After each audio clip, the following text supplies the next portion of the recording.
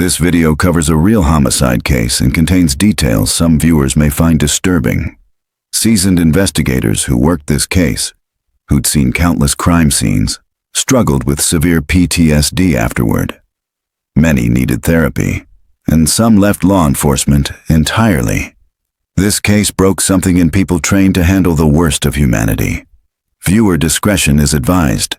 Attorney, and I was asked to testify by the state's attorney, which I just did.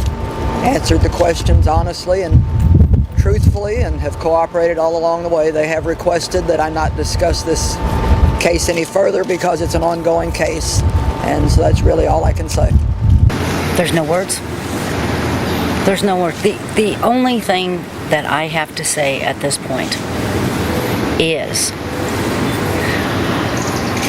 what Mr. Romanucci said regarding the suit. Okay, me and my family, our goal is to keep my daughter's memory alive, my grandchildren's memories alive, and continue doing things that my daughter has been doing down the road. And if we can save one person from being abused or done what was done to my daughter, that would just make us feel wonderful to be able to do that. This video covers a real homicide case and contains details some viewers may find disturbing. Viewer discretion is advised. On May 5th, 2009, the quiet suburb of Columbia, Illinois, a peaceful bedroom community just outside St. Louis, was rocked by what investigators would later describe as one of the most calculated and disturbing family murders in the region's history. A crime so meticulously staged, so deeply deceptive, that it would expose the darkest capabilities hidden behind a perfect Christian facade. What police discovered inside 6050 Robert Drive would challenge everything this tight-knit community believed about trust, faith, and the people they thought they knew. By 6:50 a.m., a police sergeant pulls up to a two-story home on Robert Drive. A neighbor had called, worried. The family inside had been receiving threats for months, disturbing messages from what appeared to be a religious extremist. Now the wife wasn't answering her phone. The husband, away at the gym, was concerned. The sergeant approached the front door and found it locked. Side entrance also locked. Everything looked normal from the outside. Just another quiet suburban morning.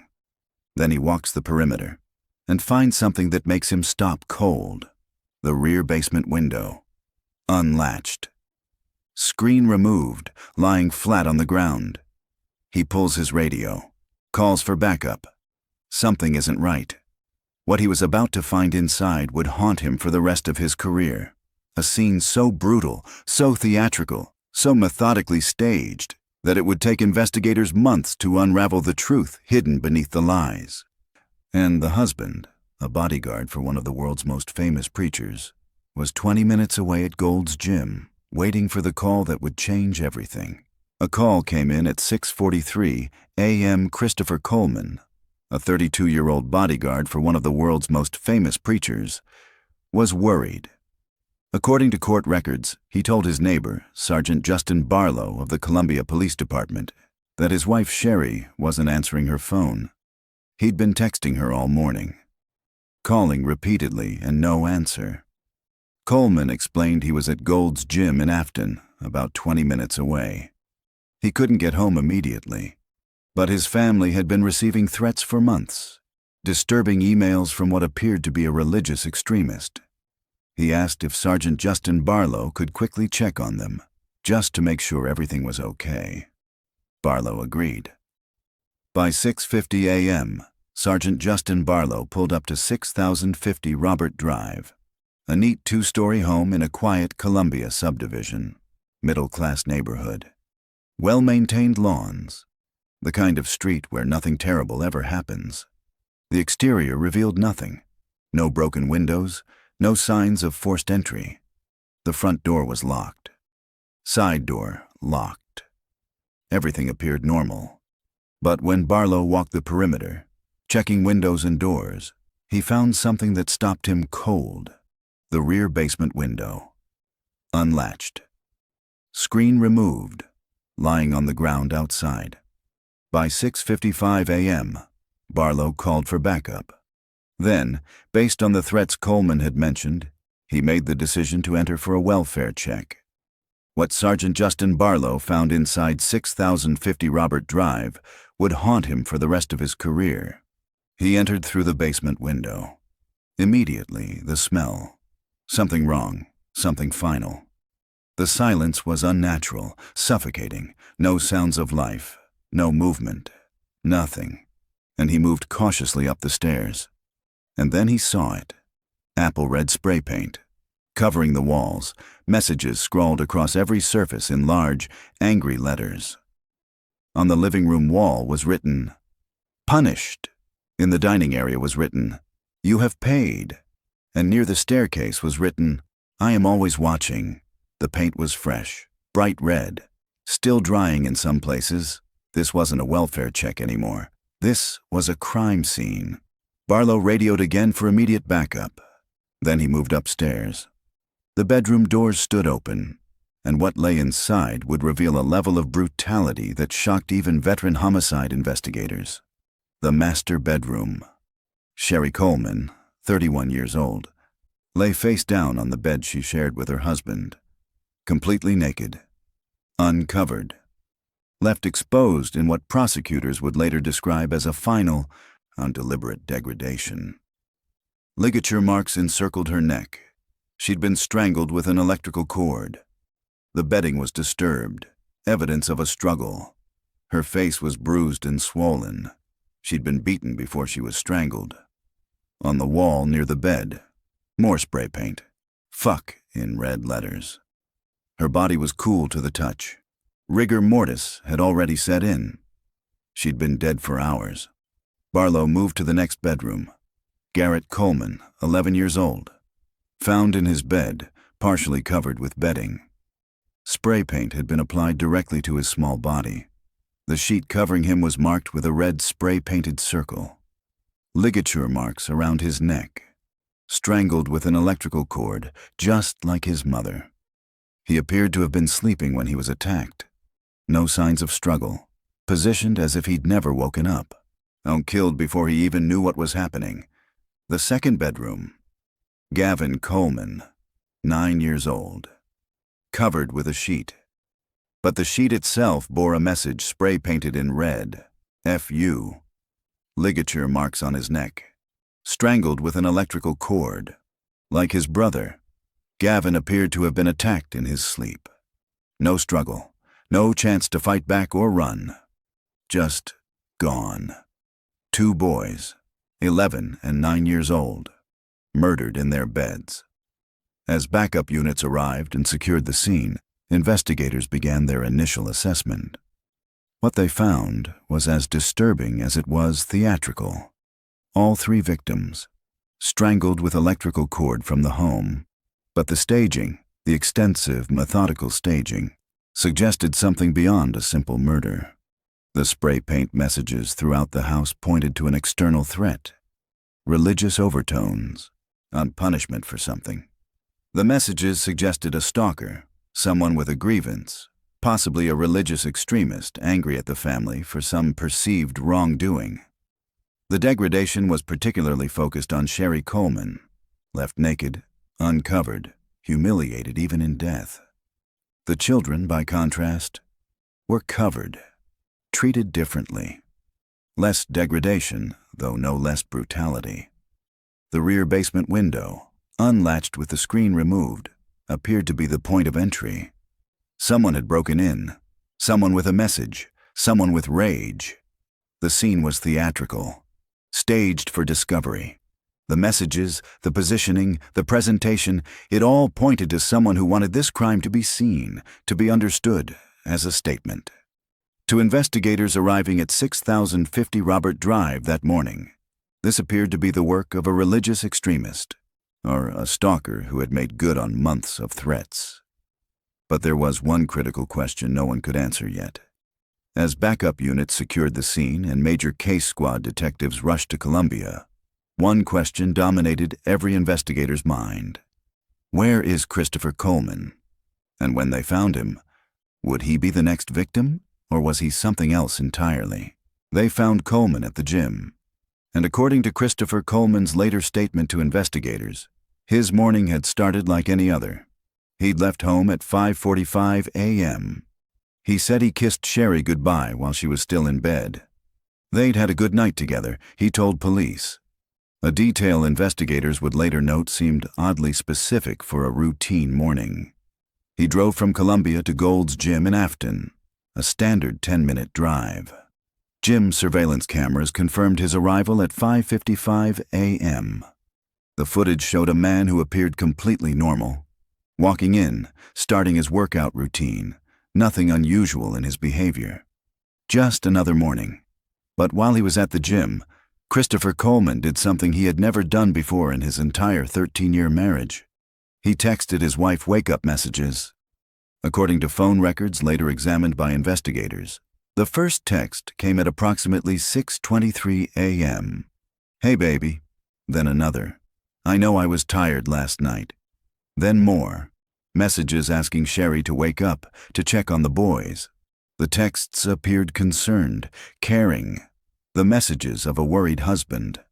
There was just one problem. Friends and phone records would later confirm that Christopher Coleman had never, not once in 13 years of marriage, texted wake-up calls to Sherry. Neighbors interviewed by investigators said he never did this. Sherry's close friends confirmed the same. Phone company records showed no pattern of morning texts, ever. This behavior was completely unprecedented, and Sherry never responded to any of the messages. She was already dead. When the texts went unanswered, Coleman began calling her cell phone. Multiple calls, on no answer. At 6:43 a.m., according to court records, Coleman called his neighbor, Sergeant Justin Barlow. He told Barlow that Sherry wasn't answering her phone or texts. He was worried, he said, because of the threats the family had been receiving for months. This was unusual behavior for Sherry, he emphasized. Then Coleman told Barlow something that would later prove to be a lie. He claimed he always woke Sherry this way with texts and calls. He asked Barlow to check on the family. He was at the gym, he explained. 20 minutes away. He couldn't get home immediately. On the call, Coleman sounded concerned, worried. After the bodies were discovered, police located Coleman still at Gold's Gym. Officers arrived and requested he come to the Columbia Police Department. He was driven to the station, not to the crime scene. Police kept him separated from 6050 Robert Drive. A chaplain, Jonathan Peters, was called in to deliver the news. At approximately 7:15 a.m., Peters found Coleman sitting in an area outside the station. What happened next would be documented in Peters' later trial testimony, and it would raise immediate red flags. Peters broke the news as gently as he could. He told Coleman that his family had been killed. According to Peters, who had extensive experience with death notifications, Coleman's reaction was unusual. Peters described Coleman as stoic, absolutely not hysterical. There were no tears, no emotional breakdown. Coleman asked few questions about what had happened. Peters would later testify that most people, upon learning their entire family has been murdered, collapse. They scream, they become hysterical. The grief is immediate, unoverwhelming, visceral.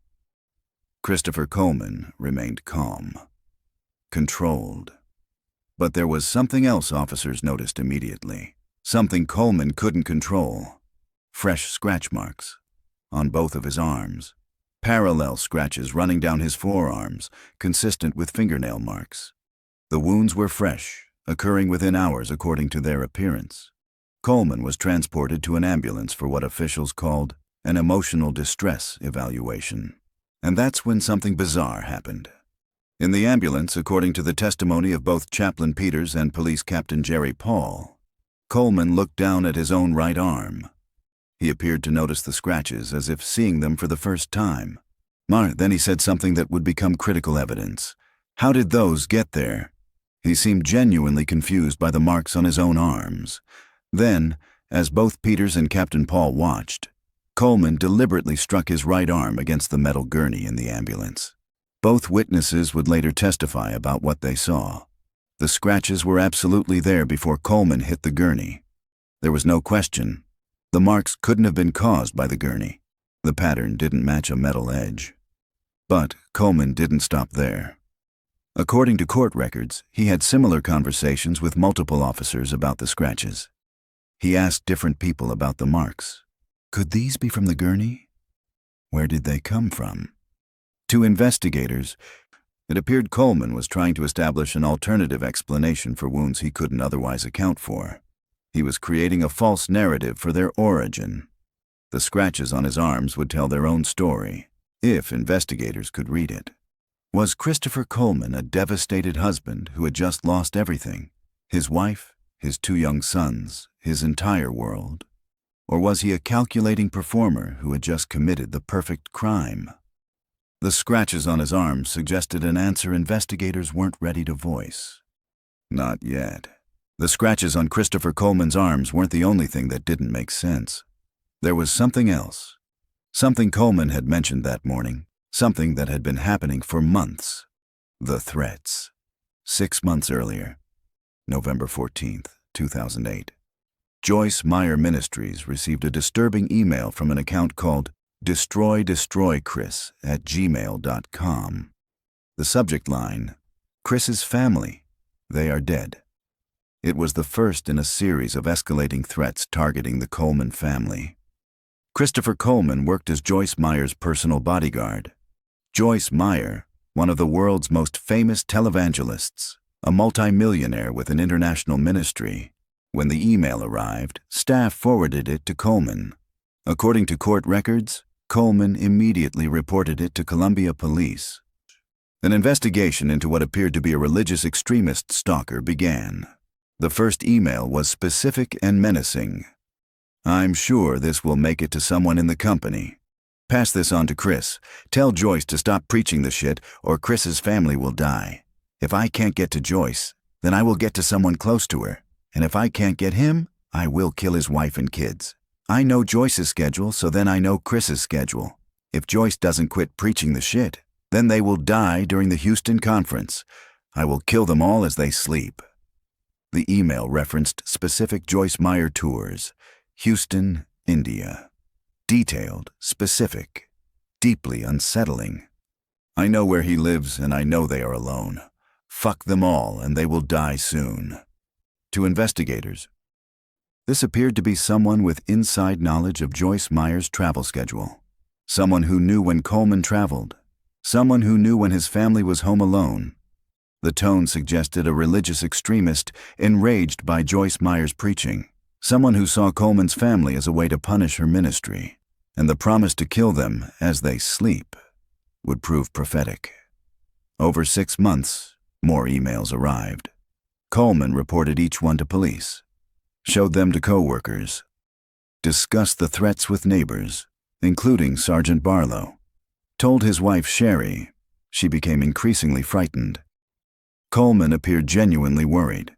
He cooperated fully, filing official reports with each email. To everyone, police, neighbors, co-workers, his wife. Coleman seemed like a victim. A good husband and father trying to protect his family from a dangerous stalker. The timeline was documented. November 2008. First threats. December 2008. More emails, increasingly specific. January 2009. References to specific tours. February 2009. Claims of watching the home. March 2009. Warnings time was running out. April 2009. Threats intensified, more urgent, more violent. For 6 months, police investigated. A paper trail of escalating danger. The pattern showed an obsessed individual fixated on Joyce Meyer's ministry, willing to kill. Columbia police took the threats seriously. The emails were specific, credible, growing more dangerous. And then came May 5th, 2009. Everything the stalker promised came true. A family murdered in their beds. strangled as they slept, just as the emails warned. Messages spray-painted throughout the home, punishment, rage, religious overtones. The same themes from the emails. To first responders at 6050 Robert Drive, the conclusion seemed clear. A religious extremist had made good on 6 months of threats. The stalker had finally acted, but investigators were starting to notice something. Small inconsistencies, details that didn't add up, and the scratches on Christopher Coleman's arms were just the beginning. The inconsistencies started small, but as investigators dug deeper, a troubling pattern emerged. First, the timeline. Christopher Coleman told police he'd left home at 5:45 a.m. on May 5th. He drove to Gold's Gym in Afton, a 10-minute drive. Gym surveillance showed him arriving at 5:55 a.m. The math checked out perfectly, too perfectly. Dr. Raj Nanduri, the medical examiner, determined time of death using body temperature, rigor mortis, blood pooling, and stomach contents. His conclusion: Sherry, Garrett, and Gavin had all died between 5:15 a.m. and 5:45 a.m., the same window Christopher claimed he was leaving for the gym. If he left at 5:45, the murders were happening as he walked out. Or more likely, he was home during the entire murder window. The timeline gave him only 10 minutes between the murders ending and his gym arrival. 10 minutes to strangle 3 people, stage an elaborate crime scene with spray paint throughout the house, unlock a window, remove a screen, and drive to the gym. Physically impossible for an external stalker. Christopher was the only person who could have been there. Then there were the text messages. Phone records revealed something striking. In 13 years of marriage, Christopher had never once sent wake-up texts to Sherry. Not a single one. Friends confirmed it. Sherry's close friends said it wasn't his pattern. But on May 5th, 2009, he sent multiple wake-up texts for the first time ever. To investigators, it looked like creating evidence, establishing an alibi, building the image of the concerned husband. But the unprecedented nature made it suspicious, not believable. And then there were the scratches. Multiple witnesses saw them on Christopher's arms that morning. Chaplain Jonathan Peters testified the scratches were absolutely there before Christopher hit the gurney. Police Captain Jerry Paul confirmed it. Paramedics noted the marks immediately. Video footage proved the scratches existed before the gurney incident.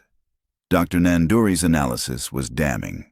Defensive wounds, parallel marks, 3 to 4 lines on each forearm, spacing consistent with adult female fingernails, location typical for fighting off a strangler, age of wounds, morning of the murders, 5 to 6 a.m. window. The pattern matched someone being strangled fighting back. Skin cells were found under Sherry's fingernails, sent for DNA testing. Christopher's story kept changing. First confused. How did they get there? Then suggesting the gurney caused them. When witnesses corrected him, he couldn't offer alternatives. Inconsistent accounts to different officers, he couldn't explain the scratches, because the truth was too damning. The crime scene revealed more problems.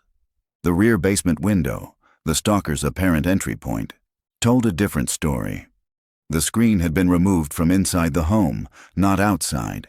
Mounting brackets showed it was pushed outward from the interior. No forced entry damage, no tool marks, no paint chips, no footprints below the window. The lock wasn't broken, just unlatched. Major Case Squad detectives' assessment, amateur staging, clearly set up from inside, no actual break-in. At 9 a.m., police brought Christopher in for questioning. 5-hour interrogation. He maintained innocence throughout. Insisted he was at the gym, insisted the stalker killed them. But when pressed on the timeline, he struggled. Couldn't explain how murders occurred 5:15 to 5:45 when he left at 5:45. Became defensive. Couldn't account for the murder window. When asked about scratches, his story fell apart. No alternative explanation. Became evasive. When shown 13 years of phone records with 0 wake-up texts, he became flustered. Claimed it was just something he felt like doing. Detectives noted his lack of emotion. Answers seemed rehearsed. more concerned with explaining away evidence than grieving, defensive about every question, too many convenient details, too perfect. Every answer Christopher Coleman gave raised two more questions, and investigators were starting to see a pattern they couldn't ignore. But before they could understand what drove someone to commit such an act, they needed to understand who Christopher Coleman really was. And that answer lay in the world he'd been living in for the past 9 years, a world of wealth, power, and contradictions. Christopher Coleman wasn't just any husband and father. His position revealed a complex web of wealth, power, and religious influence. His world was Joyce Meyer Ministries. Joyce Meyer is one of the most recognizable faces in evangelical Christianity. A mega-televangelist, multi-millionaire, best-selling author with an international following. Her television show, Enjoying Everyday Life, began in 1993, airing on BET and WGN-TV Chicago before being syndicated internationally. By 2002, Hachette Book Group paid $10 million for the rights to her book catalog. Joyce Meyer Ministries, headquartered in Fenton, Missouri, had become a multi-million-dollar organization with international reach. But in 2003, the St. Louis Post-Dispatch published a 4-part expose that created controversy. The ministry owned a $10 million corporate jet, and her husband drove a $107,000 Mercedes. Real estate included a $2 million home for Joyce and Dave, plus millions more in homes for their children. The furnishings drew the most scrutiny, totaling over $7 million. A $30,000 conference table, a $23,000 antique commode, a $14,000 bookcase, religious sculptures costing thousands, eagle sculptures, Dresden porcelain, paintings ranging from $1,000 to $4,000 each. The Christian community was divided. Many criticized the excessive spending of ministry donations, money from faithful followers, often of modest means. Jesus preached humility, simplicity, giving to the poor. Joyce Meyer's lifestyle was private jets and mansions. Joyce defended her lifestyle publicly. Despite controversy, the ministry continued with a massive following, and Christopher Coleman was right in the middle of it all. According to court records, Coleman was hired around 2000 or 2001 as personal bodyguard and security for Joyce Meyer herself. The job came through family connection. Joyce Meyer was a longtime friend of Coleman's parents, Ron and Connie Coleman, both pastors. When Chris left the Marines in 1999, his parents connected him to Joyce, hired as a favor to the pastoral family.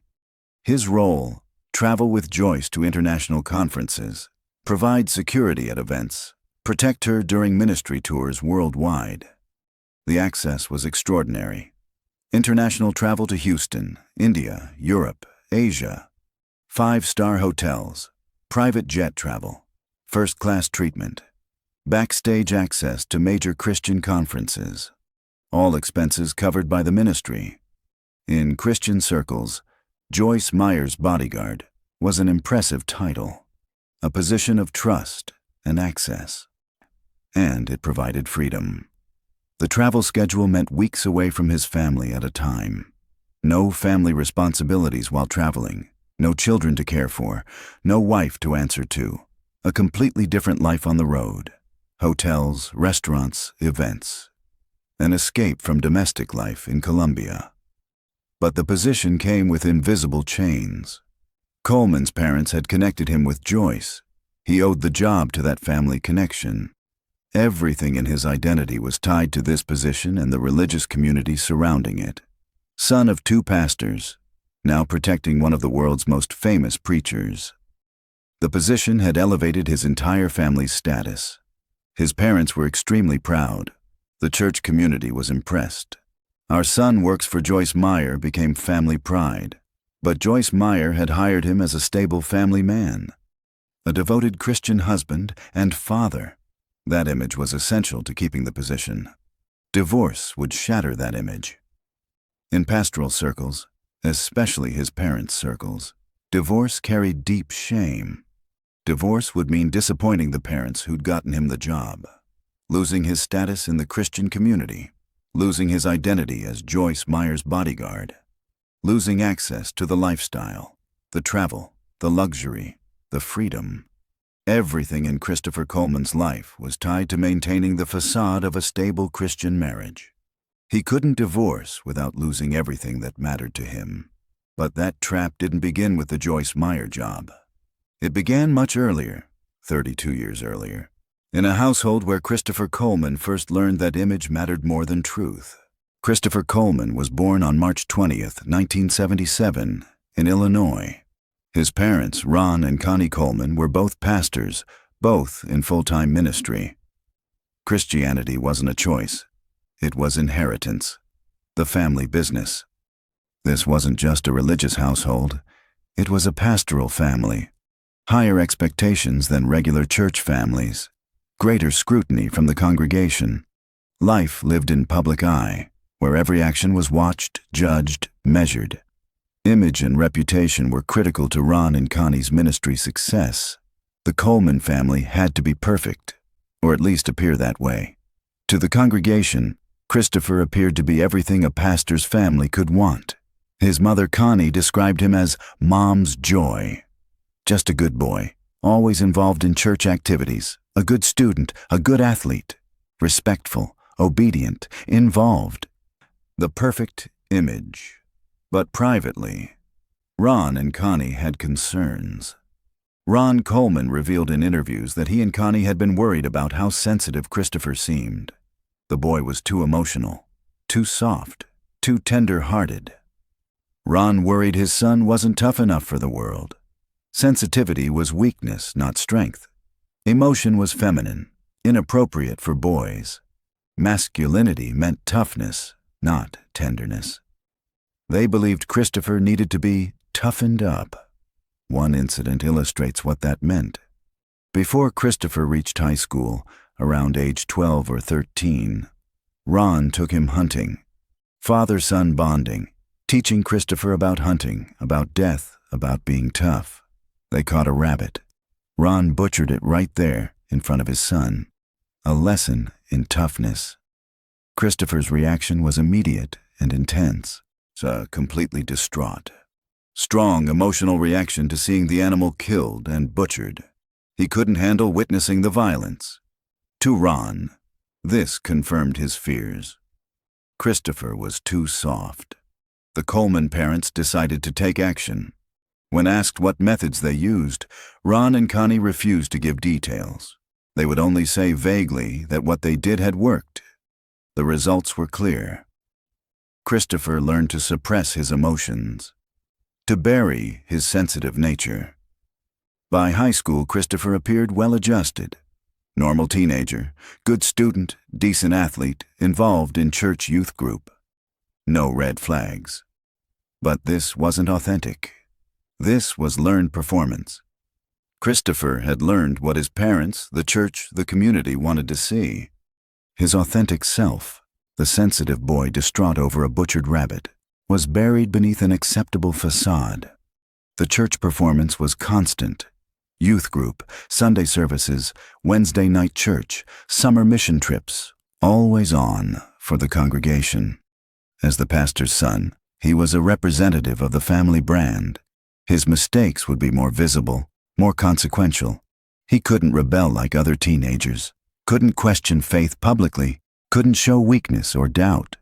And Christopher learned a foundational lesson. Image matters more than authenticity.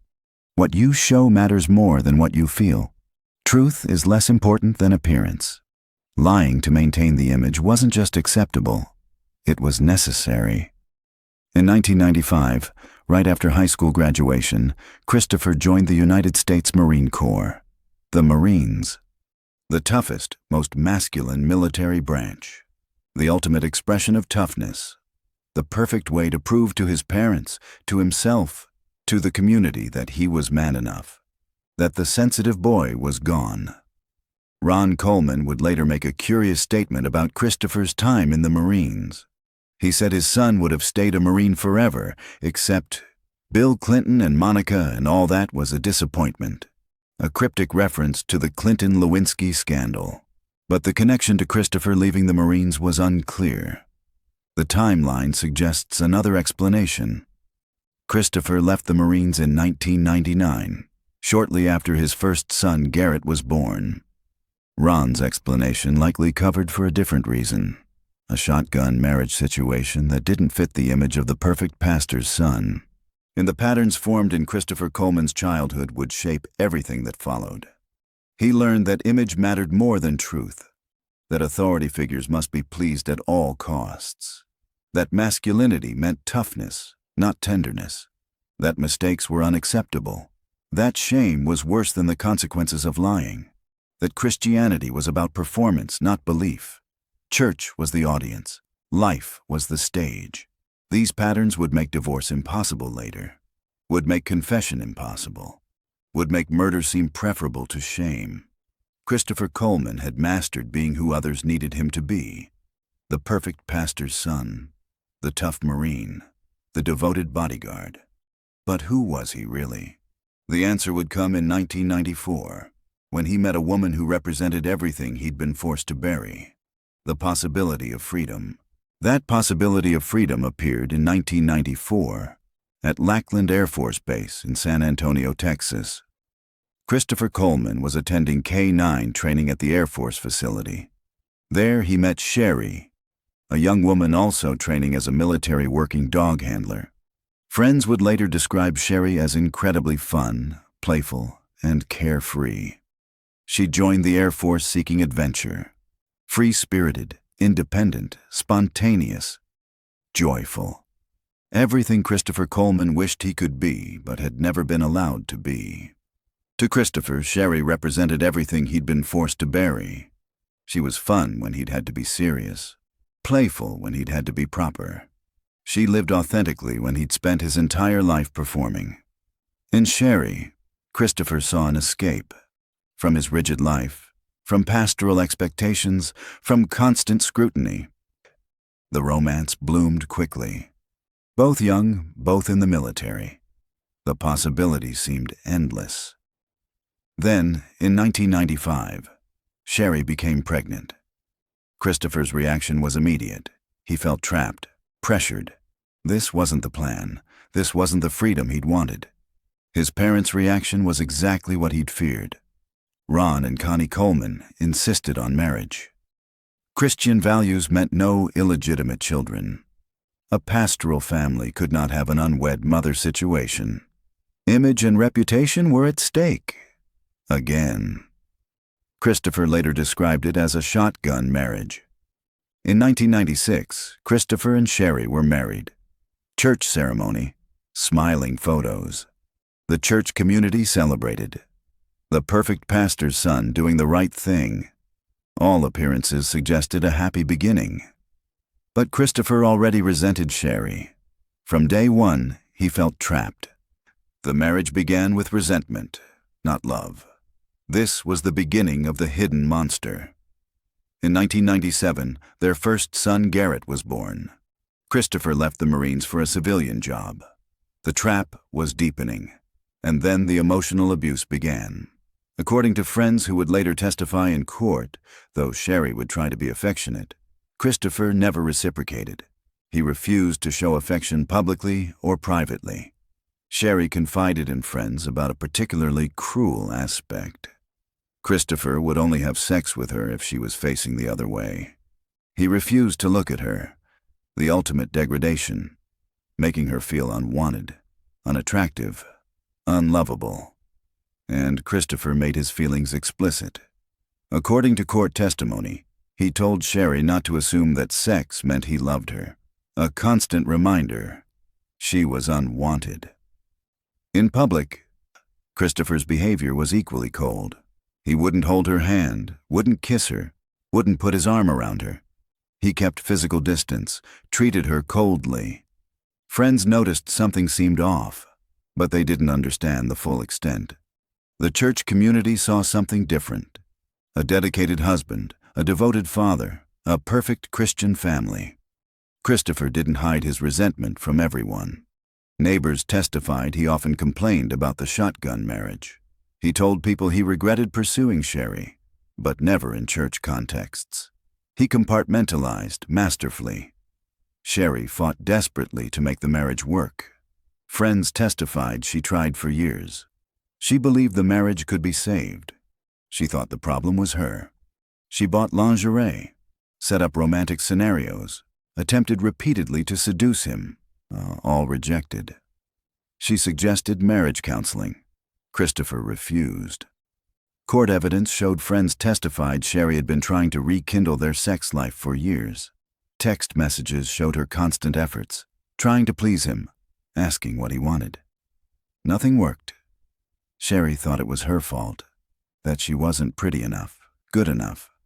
She believed if she just tried harder, eventually he would love her. 13 years of rejection, 13 years of trying to fix something unfixable.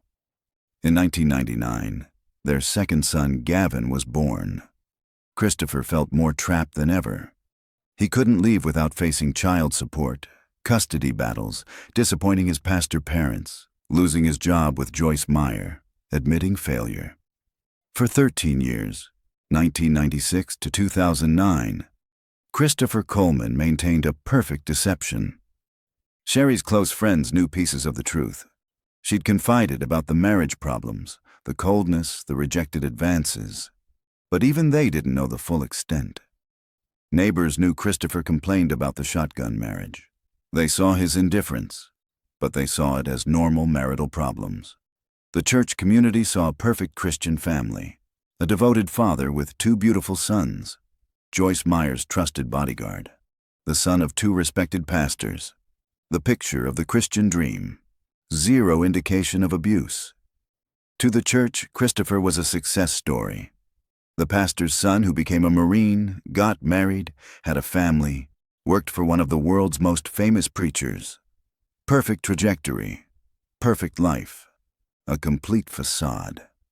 For 13 years, Christopher Coleman performed flawlessly.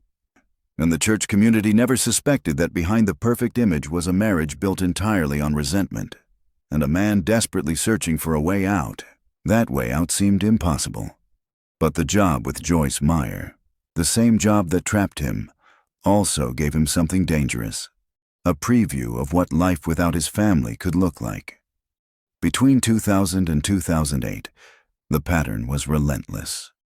Christopher would leave for a Joyce Meyer conference, Houston, India, Europe, and for days or weeks, he'd live a completely different life.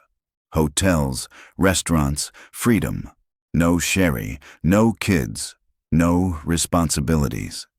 And then he'd come home, back to Columbia, Illinois, back to the house at 6050 Robert Drive, back to the wife he'd never wanted and the children who represented his trapped life.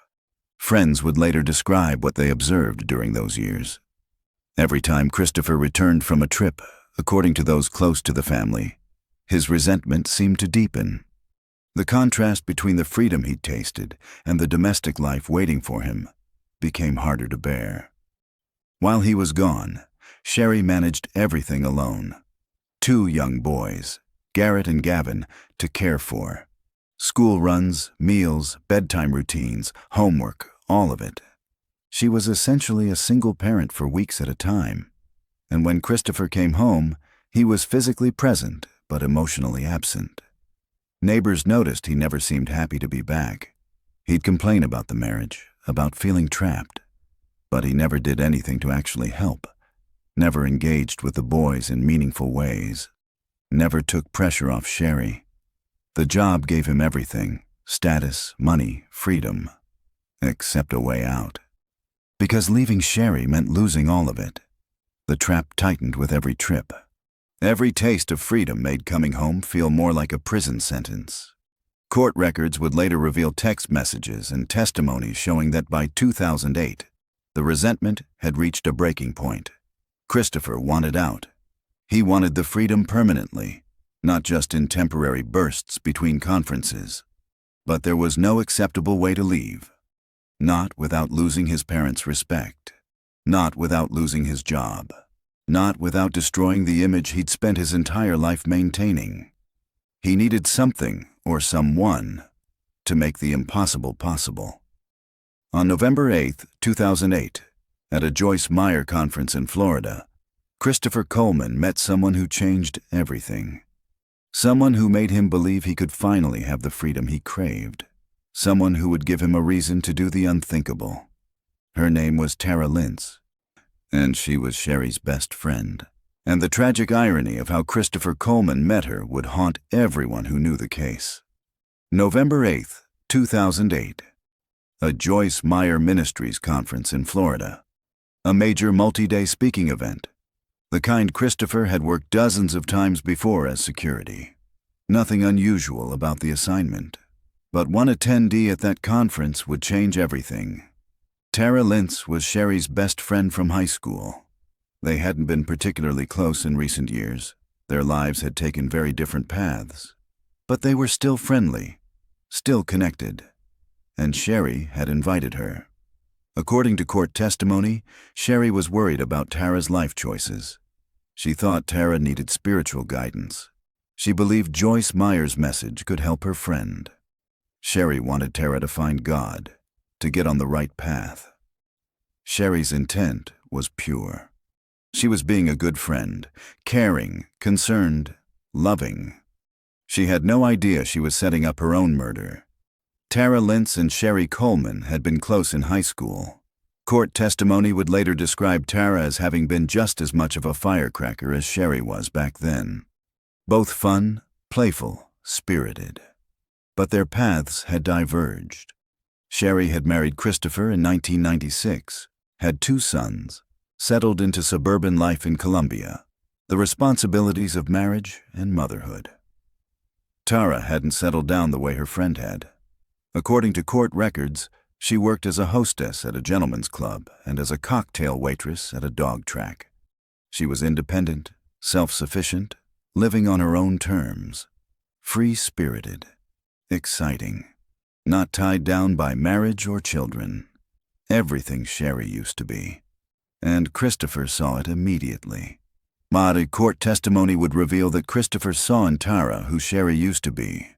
Fun, playful, carefree. Like Sherry had been when they'd met in 1994, before the pregnancy, before the marriage that trapped them both. Tara was described in court as attractive, interesting, and free. That weekend in Florida, Christopher and Tara connected. According to court records, Christopher began a full-scale affair with Tara that weekend. The sexual relationship started during the conference itself. Immediate, intense. The timing is critical. The affair began November 8th, 2008. The first threatening stalker email was sent November 14th, 2008, exactly 6 days later. The affair and the murder planning started simultaneously. For the next 6 months, Christopher Coleman lived a double life. Court records show he and Tara communicated consistently. Phone calls, text messages, emails.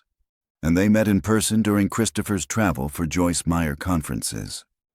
According to Tara's later testimony to police, she stayed in his hotel rooms during these trips. The conferences provided perfect cover. But the relationship was more than physical. They looked at engagement rings together, registered on wedding registry websites, looked for homes in the St. Louis area where they would live together, discussed baby names for the children they would have, all while Christopher was still married to Sherry, all while Garrett and Gavin slept in their beds at home. According to court testimony, both Christopher and Tara professed their love for each other. This was a serious, committed relationship. Tara believed Christopher would divorce Sherry and marry her. But divorce meant losing everything. The job his parents had gotten him, their respect, his status, his identity as Joyce Meyer's bodyguard. In the Christian community he'd grown up in, pastoral families didn't divorce. It was shameful, unacceptable. And there were the children. Custody battles, court testimony about the failed marriage, child support, visitation, forever tied to Sherry through Garrett and Gavin.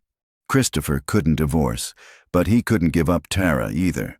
By spring 2009, the pressure was unbearable. At home, Sherry still didn't know about Tara.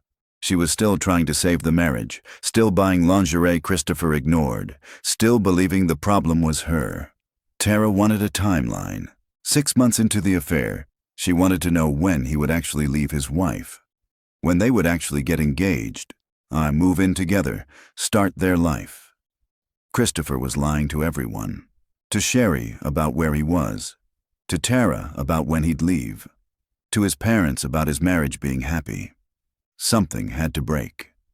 By April 2009, Christopher Coleman faced an impossible choice. He could admit the truth, face the shame, lose his job, disappoint his parents, rebuild from nothing. Or he could eliminate the problem entirely. On May 5, 2009, Christopher Coleman made his choice. Now it was just a matter of execution. May 4th, 2009, the night before. Those close to the family would later describe that evening as unusual. Christopher and Sherry had what appeared to be an uncharacteristically good night together. They fell asleep in the same bed, something that rarely happened anymore. After years of sleeping separately, this sudden warmth stood out. Christopher was unusually affectionate, unusually present. Sherry had no way of knowing she was experiencing her husband's version of goodbye. In their rooms, Garrett and Gavin went through normal bedtime routines. 11 and 9 years old. Homework done, teeth brushed, lights out. A completely ordinary Monday night. They had no idea there would be no morning. Christopher had already purchased the spray paint weeks earlier. Court records would show the receipt. The surveillance footage. The window he'd chosen for staging was in the basement. The plan was rehearsed in his mind. The fake stalker emails had been building for 6 months, since 6 days after he'd met Tara. Everyone believed the threat was real. Police had a file. Sherry herself was frightened. The cover story was perfect. May 5th, 2009, approximately 5 a.m. The house was silent, dark, everyone asleep. Christopher went to the master bedroom first. Sherry woke when he attacked her.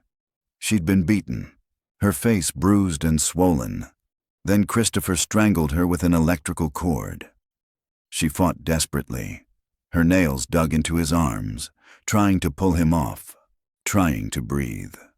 The scratches she left would become evidence Christopher couldn't explain. Skin cells embedded under her fingernails, DNA that would later match her husband. Sherry Coleman, 31 years old, died in the bed she'd shared with her husband. Christopher left her naked, uncovered. Then he spray-painted "fuck" on the wall near her body. He moved to Garrett's room next, 11 years old. There were no signs of struggle. He likely never woke. Christopher strangled his son, then spray-painted his body, marked the sheet with a red circle.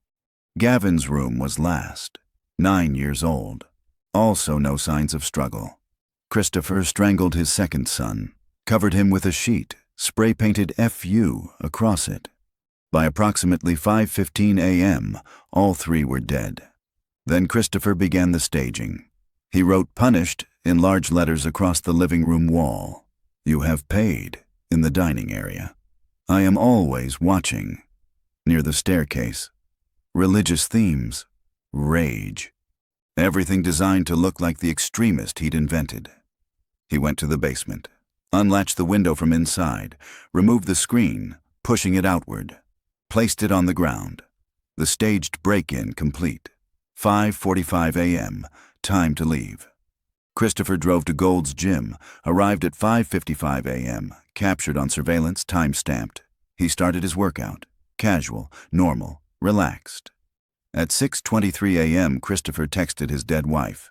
"Hey, baby." Then, "I know I was tired last night." For the first time in their 13-year marriage, he was sending wake-up texts, creating evidence. When she didn't respond, he called her phone, multiple times. At 6:43 a.m., Christopher called Sergeant Justin Barlow. Sherry wasn't answering, he said. He was worried. The threats. Could Barlow check on them? He was at the gym, 20 minutes away. His voice carried concern, worry, fear. 7 minutes later, Justin Barlow entered 6050 Robert Drive and discovered what Christopher had done. The plan was perfect. 6 months of preparation. A fake stalker carefully constructed. An alibi meticulously established. A crime scene staged to perfection. Everything had gone exactly as planned. There was just one problem. Christopher Coleman had underestimated the investigators who would examine every detail of his perfect plan. And the scratches on his arms were already starting to tell a different story. Those scratches told investigators exactly where to look. And what they found dismantled Christopher Coleman's perfect plan, piece by piece. The threatening emails were the first to fall. Forensic computer analysts traced every email from destroychris@gmail.com. According to court records, every single one came from Christopher Coleman's personal computer at 6050 Robert Drive. The IP addresses all traced to the Coleman home network. No sophisticated masking, no anonymization. The account had been created by Christopher. The emails were sent when Christopher was alone at home, when Sherry and the boys were out, or late at night when they were asleep. The stalker didn't exist. Christopher had created the entire narrative himself. Starting November 14th, 2008, 6 days after meeting Tara. The physical evidence was equally damning, and the red spray paint was traced to a hardware store purchase. Surveillance footage showed Christopher buying it weeks before the murders. The receipt matched. Same brand, same color as the crime scene.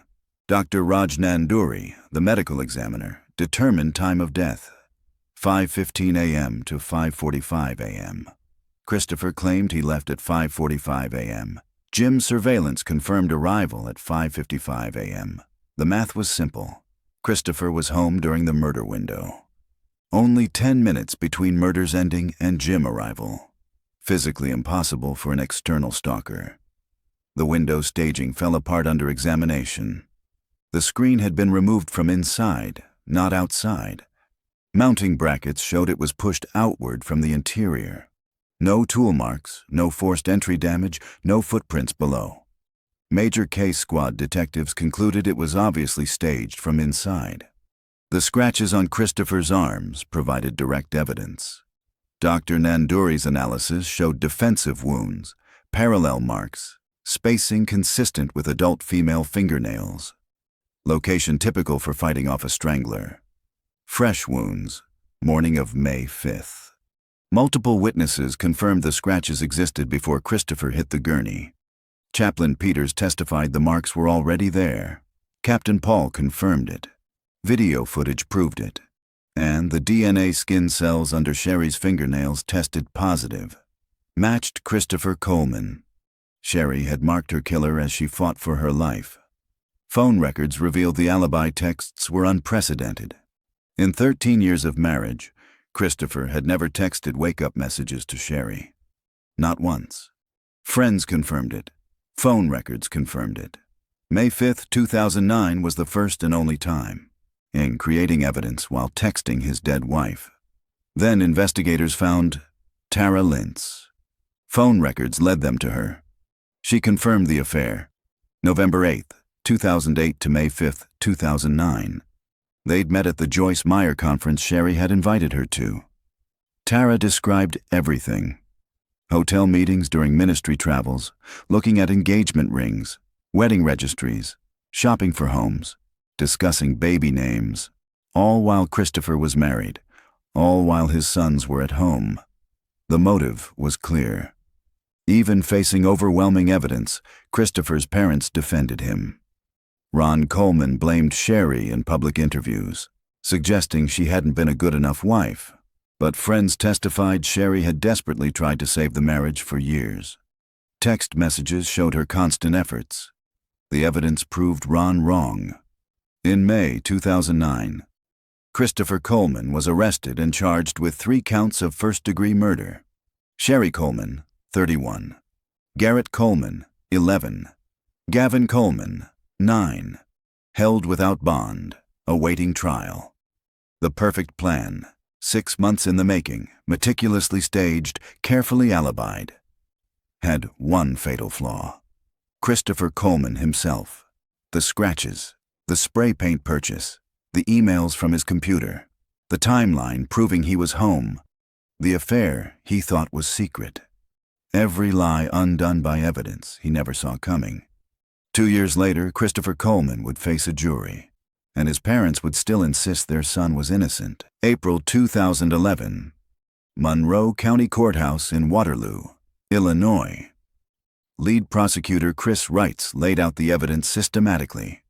Every piece, every lie, every calculated step. The prosecution presented it as convergence. Christopher wanted to be with Tara but couldn't divorce without losing everything. His job with Joyce Meyer, obtained through his pastor parents, his status, his identity. Divorce meant shame in a pastoral family. It meant destroying the perfect image he'd maintained his entire life. So he created a stalker, sent emails from his own computer for 6 months, built an alibi, murdered his wife and 2 sons, staged it to look like a religious extremist, went to the gym. The affair provided motive. The emails proved premeditation. The timeline placed him at the scene. The DNA under Sherry's fingernails proved she fought back. The scratches told the story of her final struggle.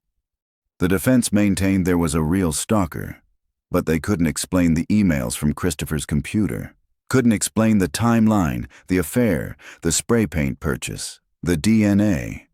The evidence was overwhelming.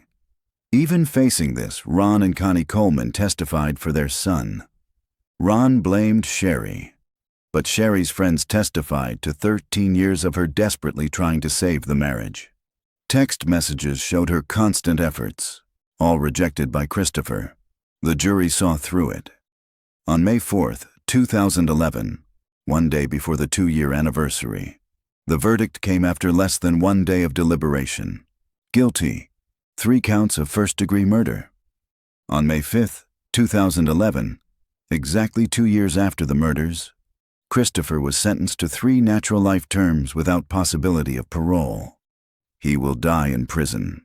Christopher Coleman is currently at Menard Correctional Center in Illinois. Multiple appeals filed, all denied. He maintains the investigation was flawed, never fully admitted what he did, never shown genuine remorse. He will die there. The impact rippled outward. Tara Lintz lives with the knowledge that her affair led to 3 murders. Sherry had invited her, trying to help her. Joyce Meyer Ministries continued but was permanently tainted. Ron and Connie Coleman lost everything, grandchildren, daughter-in-law, their son to prison. The Christian community was forced to confront an uncomfortable truth. Evil can hide behind a perfect facade. Christopher Coleman was a product of a system that valued image over authenticity, a culture where admitting failure was worse than maintaining a lie, where shame was more powerful than truth. He'd learned it as a child. What you show matters more than what you are. He learned to perform, to hide, to become who others needed him to be. And when that performance trapped him, he chose murder over honesty. Because admitting his failures would destroy the image. And Christopher Coleman believed the image was everything. 3 innocent lives were the cost. Sherry Coleman was 31 years old, a woman who spent 13 years trying to love a man incapable of loving her back, who fought for her life when he attacked her. Garrett and Gavin Coleman were 11 and 9 years old respectively, both murdered in their sleep by their father. Christopher Coleman chose image over their lives, chose pride over their existence, chose murder over shame. At the end, justice was served. But Sherry, Garrett, and Gavin can never come back. If this case affected you, please take a moment to leave a comment sharing your thoughts. Let me know what stood out to you about this tragedy. And if you want to see more deep dives into cases like this, cases that expose the darkness hidden behind perfect facades, subscribe to the channel. These stories need to be told. These victims deserve to be remembered. Thank you for watching, and see you in the next video. Say hi, Cece. Say hi, Bells. Hi, Bill. No, you gotta say hi. Hi.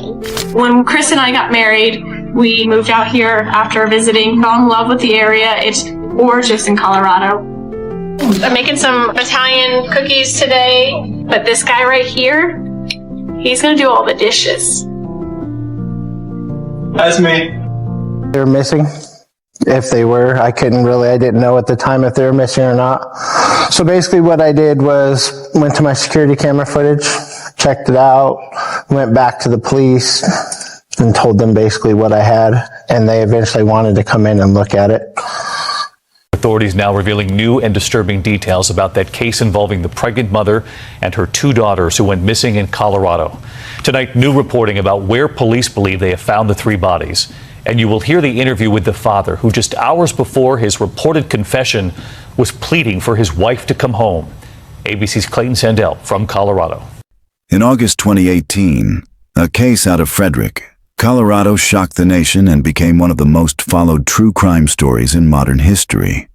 What appeared to be a perfect family's sudden disappearance quickly unraveled into what prosecutors would call one of the most inhumane and vicious crimes they had ever seen. A betrayal so complete, so calculated, that it forced America to ask, how well do you really know the person sleeping next to you? And dawn broke over a remote oil field in rural Weld County, Colorado.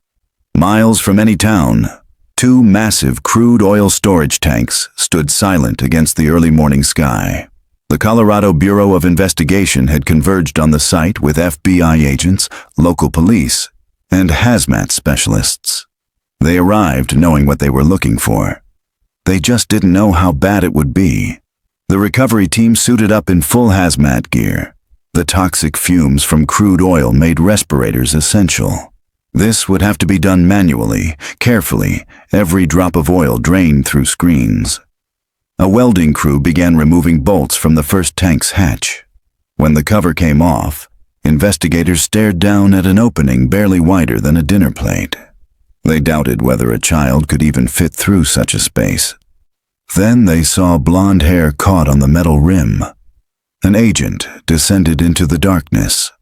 Through the toxic black sludge, he found her.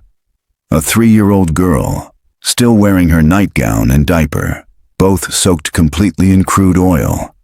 Her small body had been decomposing in this chemical tomb for days. They lifted her carefully through the narrow opening. The second tank held another child, a 4-year-old girl. Her pink pajama top was barely visible through the oil coating her small frame.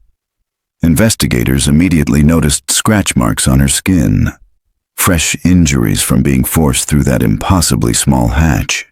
She was bigger than her sister. Someone had to shove her through. 2 little girls, locked in separate tanks of crude oil, alone in the toxic darkness.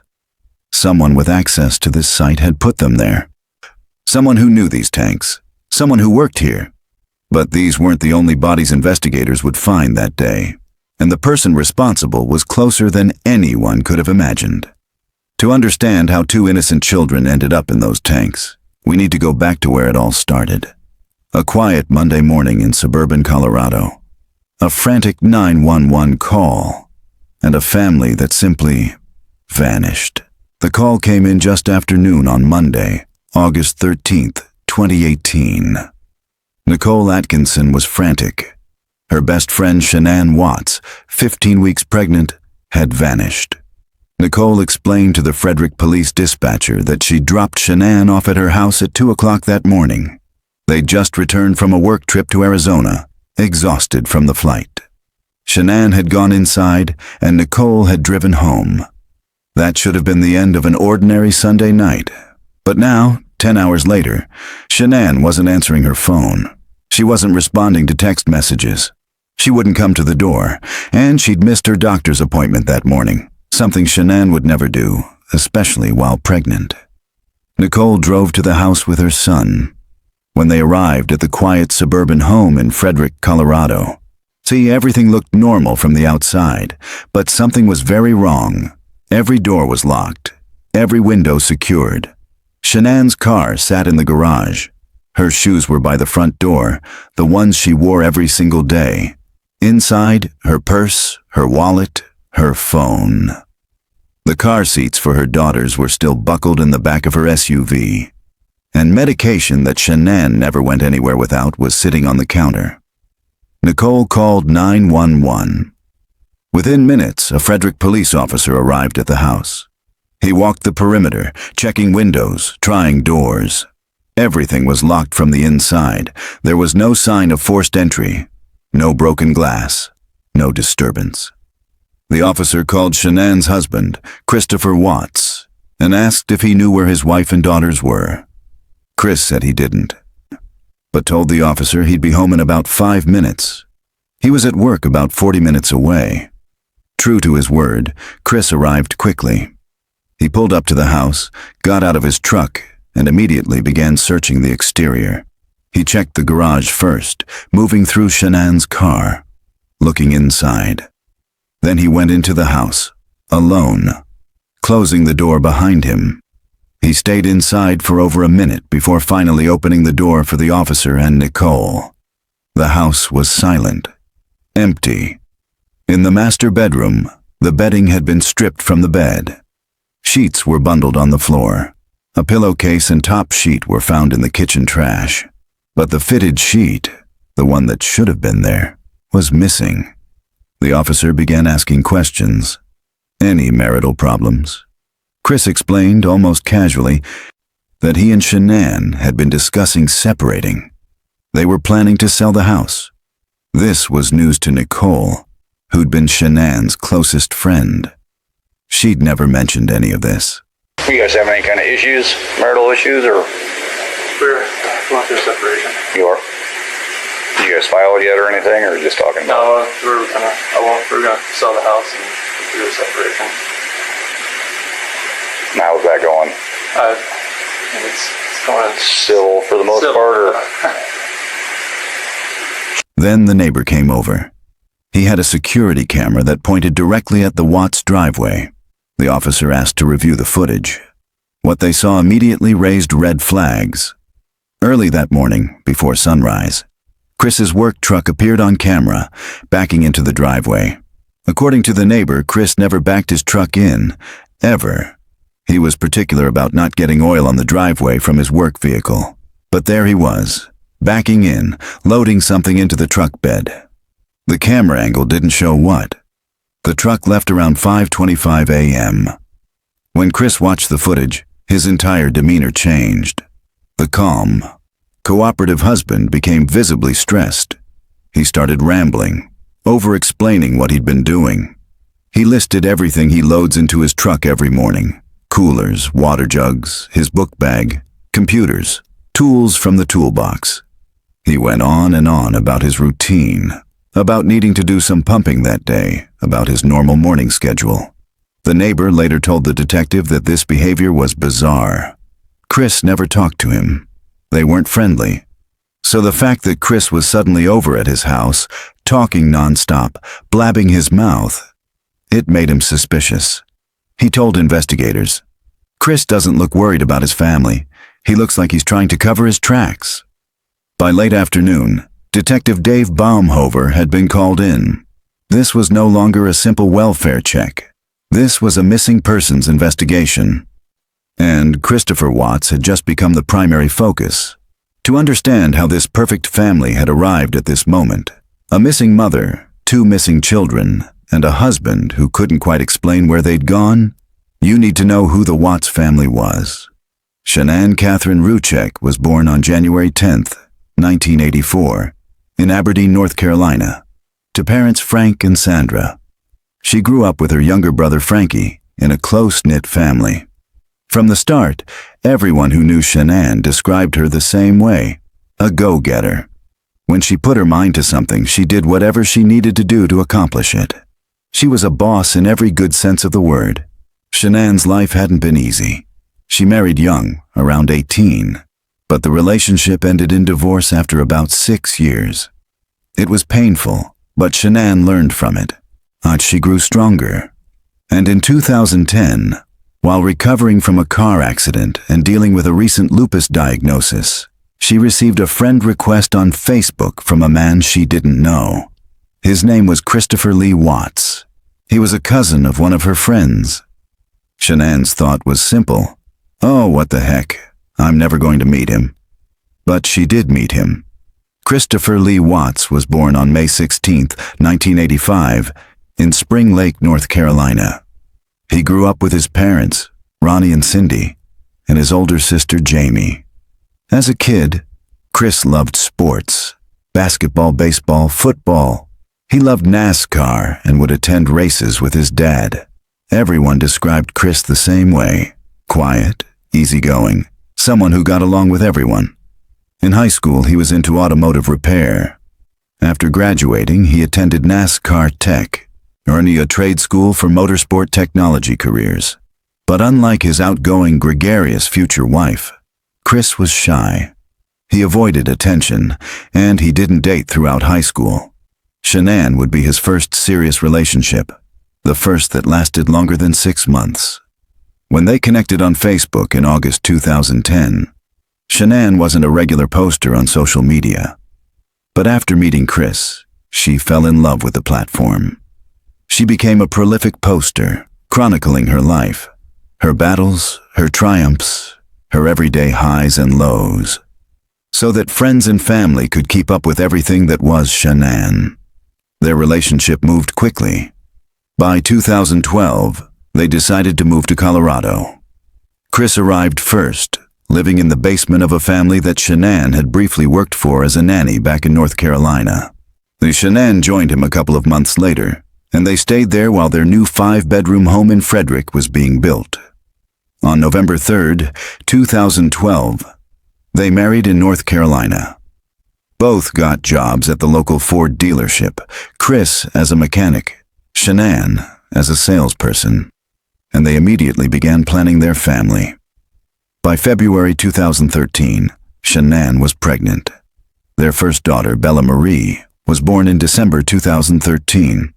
Less than 2 years later, in July 2015, they welcomed their second daughter, Celeste Catherine, lovingly called CC. The year 2015 brought changes. Chris landed a new job as a field coordinator at Anadarko Petroleum, a local oil and natural gas drilling company. The job came with more responsibility and better pay. But that same year, the couple also filed for bankruptcy, struggling under the weight of debt. In 2016, Shanann joined Lavelle, a health and wellness company that sold Thrive products. She threw herself into the work and quickly became one of their top producers. Her social media presence exploded. She posted constantly, promoting products, sharing videos of her life, showing off her beautiful daughters and supportive husband. To everyone watching, the Watts family looked perfect, and in 2018, they announced they were expecting again. A boy this time. They'd already chosen the name, Nico. The gender reveal video showed Chris looking genuinely happy, excited about the new addition. Everything seemed to be falling into place. Friends and family would later say that, without exception, everyone knew Chris to be a kind, quiet, loving husband and a dedicated, doting father. The social media posts told the same story: a man who adored his wife, or played with his daughters, and seemed to have built the perfect life in suburban Colorado. But recently, some of Shanann's close friends had noticed something. Something had changed. Chris seemed different, distant. During Shanann's trip to North Carolina that summer, a 5-week visit with family, friends noticed that Chris was cold, withdrawn. When Shanann came back, she confided that something felt off, but she didn't know what. And now, on this Monday afternoon in August, Shanann was gone. Her daughters were gone. And the only person who could explain what happened was Christopher Watts, the quiet, loving husband who was currently pacing around his house, over-explaining his morning routine to anyone who would listen. By Tuesday morning, Shanann, Bella, and CC Watts were officially missing. Their faces appeared on every news channel in Colorado. Their photos were shared millions of times on social media. The FBI and Colorado Bureau of Investigation had joined the search. Volunteers combed the area, Dive teams searched local bodies of water. The story was spreading fast, and within hours, Christopher Watts would do something that would make even seasoned investigators' blood run cold. He would go on television. On Tuesday morning, less than 24 hours after Shanann and her daughters were reported missing, Christopher Watts stood on his front porch and faced the cameras. By now, the story had exploded across Colorado. The FBI and Colorado Bureau of Investigation had officially joined the case. Shanann's face, along with photos of Bella and Cece, was on every news station in Denver. And Chris agreed to do multiple television interviews. He appeared on camera for several Denver stations, speaking from his front porch while investigators worked inside his home. He described coming home to find the house empty, saying it felt like a ghost town. He talked about wanting to see his kids again, about hoping they'd walk through the door. But it wasn't what Chris said that set off alarm bells. It was how he said it. His demeanor was eerily calm, undetached. There were no tears, no visible emotion. At certain moments, he appeared to be smiling. His body language was all wrong, arms crossed, hands in pockets, looking down frequently. And when he spoke about Shanann and the girls, there was a flatness to his voice that didn't match the gravity of the situation. Body language experts who later reviewed the footage noted immediately that something was off. This wasn't a man in the grip of terror about his missing family. This was a man performing the role of a worried husband, and he wasn't very good at it. Social media exploded. Thousands of people watching had the same gut reaction. Something is very wrong with this man. The case was going viral, and public suspicion was centering almost entirely on Christopher Watts. Nicole Atkinson watched the interviews from her home. What she saw on television didn't match the man she knew. More importantly, she knew Shanann would never just leave. Nicole became convinced. Chris knew exactly where they were. In North Carolina, Shanann's family watched with growing horror. Her parents and brother couldn't understand what they were seeing. This was the man who'd married their daughter, who was raising their grandchildren. And now he was on television, speaking about them in a way that made their skin crawl. Behind the scenes, investigators were having the same reaction. CBI agent Tammy Lee, a veteran investigator, watched Chris's performance and immediately recognized deception. Investigators intensified their focus on Christopher Watts. Surveillance was placed on him. His work records were requested. Co-workers were interviewed. Phone records were pulled. By that evening, investigators were ready to bring him in for formal questioning. Chris agreed to come to the police station. Agent Coder led the interview, with Detective Baumhover present. The cameras rolled as Chris settled into the interrogation room. For the next several hours, investigators walked Chris through his story. He explained that Sunday night, the last time anyone saw Shanann alive, they'd had an emotional conversation about their marriage, about possibly separating. In the morning, he left for work. Shanann told him she was taking the girls to a friend's house for a play date. He didn't know which friend. When he came home Monday afternoon, the house was empty. He had no idea where they were. It was a simple story, clean, straightforward. It was also full of holes. Investigators immediately picked up on red flags. The first was Chris's use of past tense when talking about Shanann and the girls. He wasn't saying, Shanann loves those shoes. He was saying, loved. He was speaking about them as if they were already gone, as if he already knew they weren't coming back. The second red flag was his premature defensiveness. Before investigators even suggested he might be involved, Chris was already defending himself, volunteering unprompted that he would never hurt his family. Innocent people don't typically leap to defend themselves against accusations that haven't been made yet. The third red flag was the timing.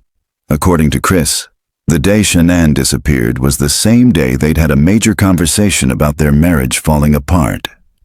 Why would Shanann, on that same day, suddenly take the kids to a friend's house without telling anyone which friend? Why wouldn't she reach out to Nicole? Why would she miss a doctor's appointment she'd never miss? None of it made sense.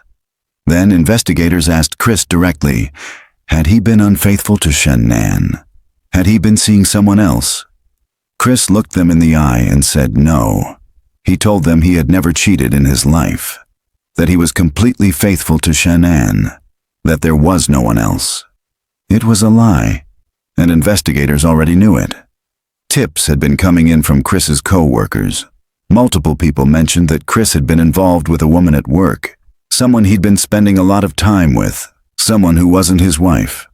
Investigators hadn't confronted Chris with this information yet.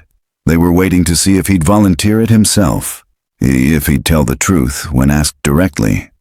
He didn't. The interview stretched past 3 hours. Investigators pressed Chris on details, watching his body language, listening for any crack in his story. But Chris stuck to his version of events. He maintained his composure. He didn't break. At the end of the interview, investigators didn't have enough for an arrest. No bodies had been found. No physical evidence directly tied Chris to his family's disappearance. They had suspicion. A lot of it. But suspicion isn't probable cause. Chris was released. He drove himself home. But investigators weren't done.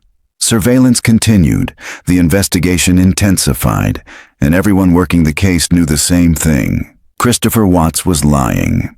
His story had holes. His behavior was all wrong. But they needed more than suspicion. They needed evidence. The next morning, they would get it. Chris Watts agreed to take a polygraph test. What happened in that room would change everything. While investigators prepared for the polygraph test, they were also digging into Christopher Watts' recent past. And what they were uncovering would explain everything. Tips had been flooding in from Chris's co-workers at Anadarko Petroleum. Multiple people mentioned the same thing. Chris had been spending a lot of time with a woman at work, a woman who wasn't his wife. Her name was Nicole Kessinger. She was 30 years old, an engineer at Anadarko, and according to co-workers, she and Chris had grown very close. When investigators contacted Kessinger, she confirmed she'd been in a relationship with Chris, but she insisted she had no idea he was still married. Chris had told her he was separated, that the divorce was nearly finalized.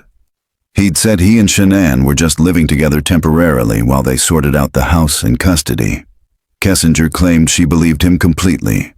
But as investigators dug deeper, a very different picture emerged.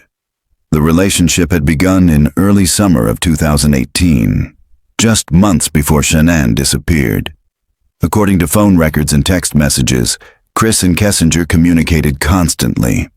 They used a secret calculator app on Chris's phone, an app that looked normal but actually hid messages and photos. While Shanann was posting happy family photos on Facebook, Chris was secretly messaging another woman. In late June, Shanann had taken the girls to North Carolina for an extended visit, a 5-week trip. During those weeks, Chris and Kessinger's relationship intensified. According to investigators, they spent nearly every day together. They took trips to Sand Dunes National Park. Kessinger visited Chris at the Watts home twice, while Shanann and the girls were away. And Chris was transforming. He'd lost significant weight, was working out obsessively, dressing differently. Friends noticed he seemed more confident, more outgoing. He was becoming a different person. What Shanann didn't know was that her husband was building an entirely new life, a life that didn't include her. Then investigators discovered something chilling in Kessinger's internet search history. According to forensic analysis, Kessinger had been searching for wedding dresses. She'd been looking at wedding venues. She'd searched for information about Shanann Watts. And these searches weren't recent. Some dated back weeks before Shanann disappeared. The timeline was damning. Kessinger was searching for wedding dresses while Chris was still married, while Shanann was pregnant with their third child, while Chris was still posting photos of his family on social media. But the affair was also leaving a financial trail. In early August, just days before Shanann disappeared, Chris made a $60 charge at a restaurant called Lazy Dog. When Shanann saw the charge on their joint credit card, she questioned it. Chris claimed it was a work expense, but Shanann discovered that Chris had actually bought a gift card, something he'd given to Kessinger. The lie was exposed. Shanann confronted Chris. And according to text messages she sent to friends, she knew something was very wrong. She wrote that Chris was acting cold, distant, like a completely different person. And she said she didn't even know who he was anymore. The timing was crucial. This confrontation happened on August 11th, just 2 days before Shanann disappeared. Investigators were now building a clear motive. Chris Watts was living two lives. On one side was his wife of 6 years, pregnant with their third child. On the other side was Nicole Kessinger, a woman searching for wedding dresses, a woman who represented freedom, a fresh start, an entirely different future. But Chris couldn't have both lives, and Shanann, along with Bella, Cece, and the unborn baby Nico, stood directly in the way of the life he wanted. Court records would later reveal just how calculated Chris had become. In 2012, shortly after marrying Shanann, he'd given a speech about relationships, talking about the importance of fidelity. He'd condemned infidelity, always saying it was something he could never do. Friends who remembered that speech were stunned by the irony and hypocrisy. But the affair alone wasn't enough to explain what investigators would eventually discover. This wasn't just about a man who wanted out of his marriage. There was something darker at work here. Because while Chris was building his new life with Kessinger, while he was transforming himself, while he was searching for a way out, he was also planning something else. Something investigators were only beginning to understand. The affair was exposed, a secret life revealed. Chris Watts had been lying about everything: his marriage, his fidelity, his perfect family image. He had motive, he had opportunity, and investigators had caught him in lie after lie. But none of it proved he'd harmed his family. Not yet. The next morning, Chris Watts would face a polygraph test, and investigators were about to find out if their suspicions were right. By Wednesday morning, Chris's father had arrived from North Carolina. Ronnie Watts had flown in to support his son during what the family still believed was a desperate search for Shanann and the girls. He had no idea what was about to happen. Chris had agreed to take a polygraph test. CBI agent Tammy Lee, an experienced polygraph examiner, would be administering it. For investigators, this was the moment they'd been waiting for. The chance to put Chris Watts under scientific scrutiny, to measure his physiological responses while he answered questions about his missing family. Chris walked into the examination room that morning believing he could pass. He sat down across from Agent Lee, appearing calm, confident even. He had no idea how badly this was about to go. Agent Lee began by explaining how the polygraph worked. She told Chris there were only 2 ways to fail a polygraph test. The first was if he failed to follow her instructions. The second was if he lied. She walked him through the procedure, explaining that the machine would measure his heart rate, his breathing, his skin conductivity, all the involuntary physical responses his body would produce when lying. Then came the baseline test, a standard part of every polygraph examination. Agent Lee instructed Chris to deliberately lie about something simple so the machine could establish what his body looked like when he was being deceptive. Chris followed the instructions. He lied on purpose. The machine's reaction was immediate and extreme. Agent Lee looked at the readings and then looked at Chris. She told him he was obviously a really bad liar. The machine had gone off the charts. She explained that she'd had to turn down the sensitivity because his physiological response was so strong it was going off the page. Then she said something that would haunt Chris for the rest of his life. "Thank you for being a horrible liar." If the baseline test was bad, the actual examination was catastrophic. Agent Lee asked Chris the critical questions. Did he know where Shanann was? Did he know where his daughters were? Did he have anything to do with their disappearance? Chris answered no to everything. He maintained that he had no idea where his family was, that he just wanted them home safely. The machine told a different story. When the test was over, Agent Lee reviewed the results. What she saw was shocking. Chris hadn't just failed the polygraph, he had scored shockingly low, one of the worst scores she'd ever seen. And there was no ambiguity here, no gray area. The machine was screaming that Christopher Watts was lying about everything. Agent Lee looked at Chris and told him directly, "You did not pass the polygraph test." Chris's composure began to crack, but he still wouldn't admit the truth. Agent Lee pressed harder. She pointed out that in the 3 days since his family had disappeared, Chris hadn't shed a single tear. Not one.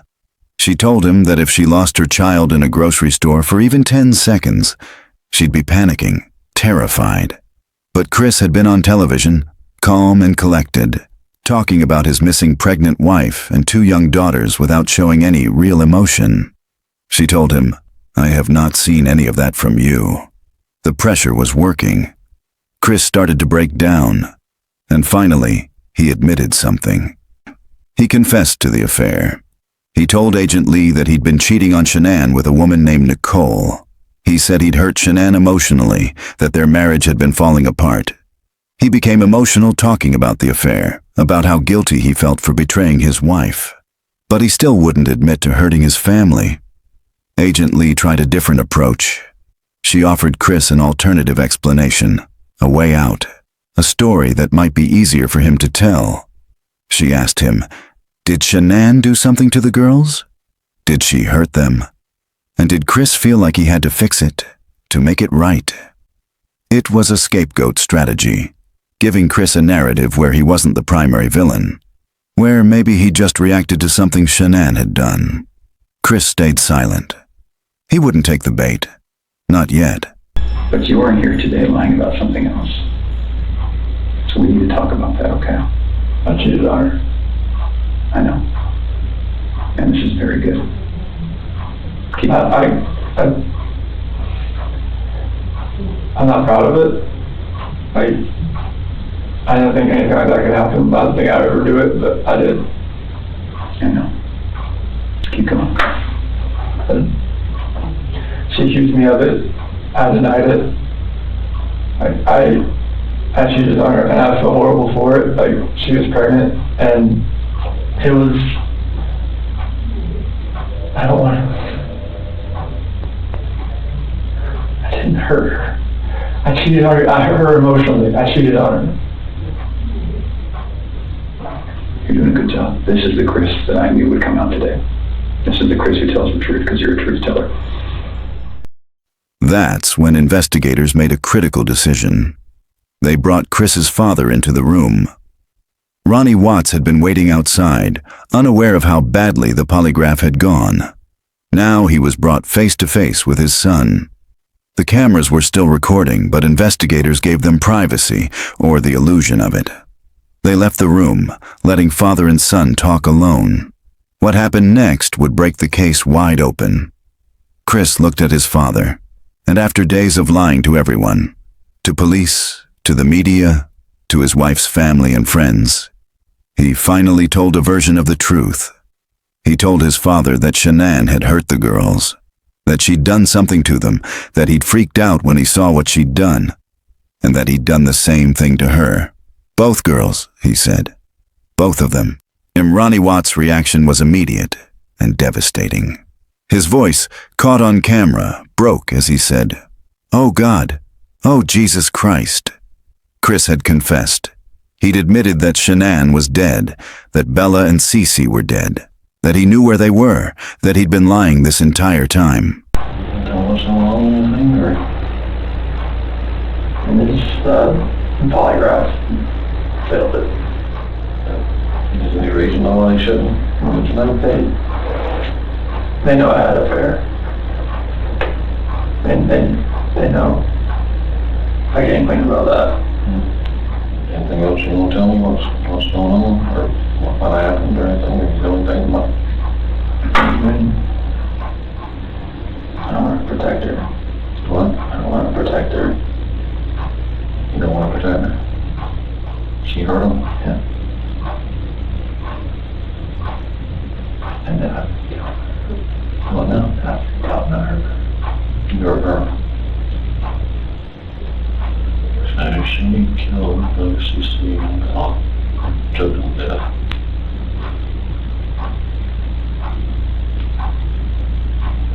You lost it and choke her, or? That's just apologize or something? I mean, I didn't know what else to do. I didn't freak out. I didn't know nothing else to do. But even now, even in this moment of supposed truth, Chris was still lying. He was claiming Shanann had killed the girls, that he'd only killed Shanann in response. It was a lie designed to minimize his own culpability, to paint himself as a father who'd snapped after discovering his children dead. It was calculated. It was manipulative. And investigators didn't believe a word of it. But it didn't matter whether they believed him, because Chris had finally admitted the one thing that mattered most. He knew where the bodies were. Within hours, and investigators would bring Chris a drone photograph of his work site. They'd ask him to mark the locations, and Chris would point to 3 spots on that barren oil field, one for Shanann, one for Bella, one for Cece. What investigators found there would confirm their worst fears. Investigators returned to the interrogation room with a drone photograph of Chris's work site, a barren oil and gas location in a remote part of Weld County. They laid the photo in front of him and asked the question they'd been waiting to ask: where are they? Chris looked down at the photograph. He studied it for a moment. Then he began marking locations. He made 3 marks on the image: SBC Shanann, Bella, CC. When investigators asked where the girls were specifically, Chris pointed to 2 structures in the photograph: large cylindrical tanks. The agents looked at him, not quite understanding. Chris clarified. The girls were in those tanks. Inside them. An investigator asked, "In what, Chris?" Chris responded, "The oil tanks." The room went silent. Investigators pressed for more details. Chris explained that the tanks contained a mixture of crude oil and water. They were massive storage containers at the site where he worked, and that's where he'd put his daughters. Even in this moment, confessing to the locations of his family's bodies, Chris's priority was himself. He told investigators he couldn't have anybody from his work see him out there. He was worried about his co-workers finding out, about what they'd think of him. He showed more emotion about protecting his reputation than he had about his missing family over the past 3 days. By late that evening, Christopher Watts was placed under arrest and charged with multiple counts of first-degree murder.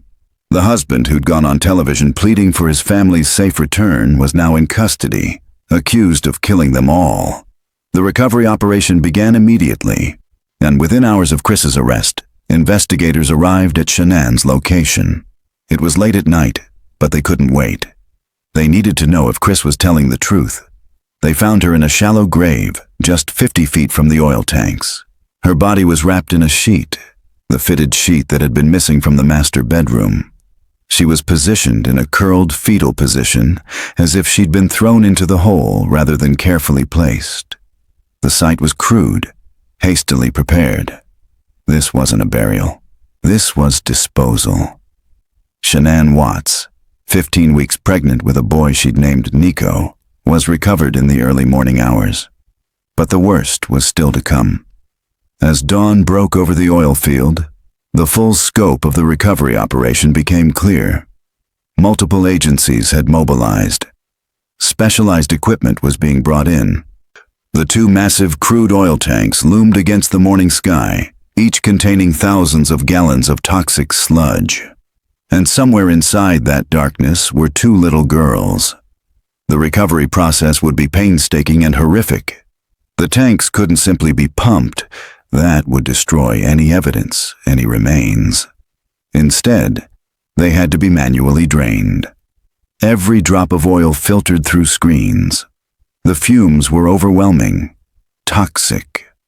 Recovery workers had to wear full hazmat suits and could only work in short shift before the chemicals became unbearable. The hatches on top of the tanks were small, barely wide enough for an adult to reach through. Investigators stared at those narrow openings and realized with growing horror what Chris had done. He'd forced his daughters through those hatches. He'd dropped them into crude oil and left them there. The first tank was drained slowly, carefully, and then they found her. 3-year-old Celeste Watts was still wearing her nightgown and diaper. Both were completely soaked in crude oil, turned black from the toxic mixture. Her small body had been decomposing in the chemicals for days. The recovery team worked carefully, reverently, to bring her up through that narrow opening. Then they moved to the second tank. 4-year-old Bella Watts was found in the same condition. Her pink pajama top was barely visible beneath the coating of oil, but investigators immediately noticed something that would later be documented in the autopsy report. Scratch marks on her skin, fresh injuries. The marks were consistent with being forced through a narrow metal opening, evidence that Bella had been shoved through that hatch. She was bigger than her sister. It would have been harder to fit her through. Someone had to push. The most chilling detail was that the girls were in separate tanks. Chris had deliberately put them in different containers. Investigators would later try to understand why. Was it to make sure they couldn't be together? To ensure they were completely alone in their final moments? The calculation behind that decision, the deliberate separation of two sisters, was almost incomprehensible. The recovery workers who participated in that operation would later describe it as one of the most traumatic experiences of their careers. The image of those two little girls being pulled from crude oil tanks would stay with many of them for years.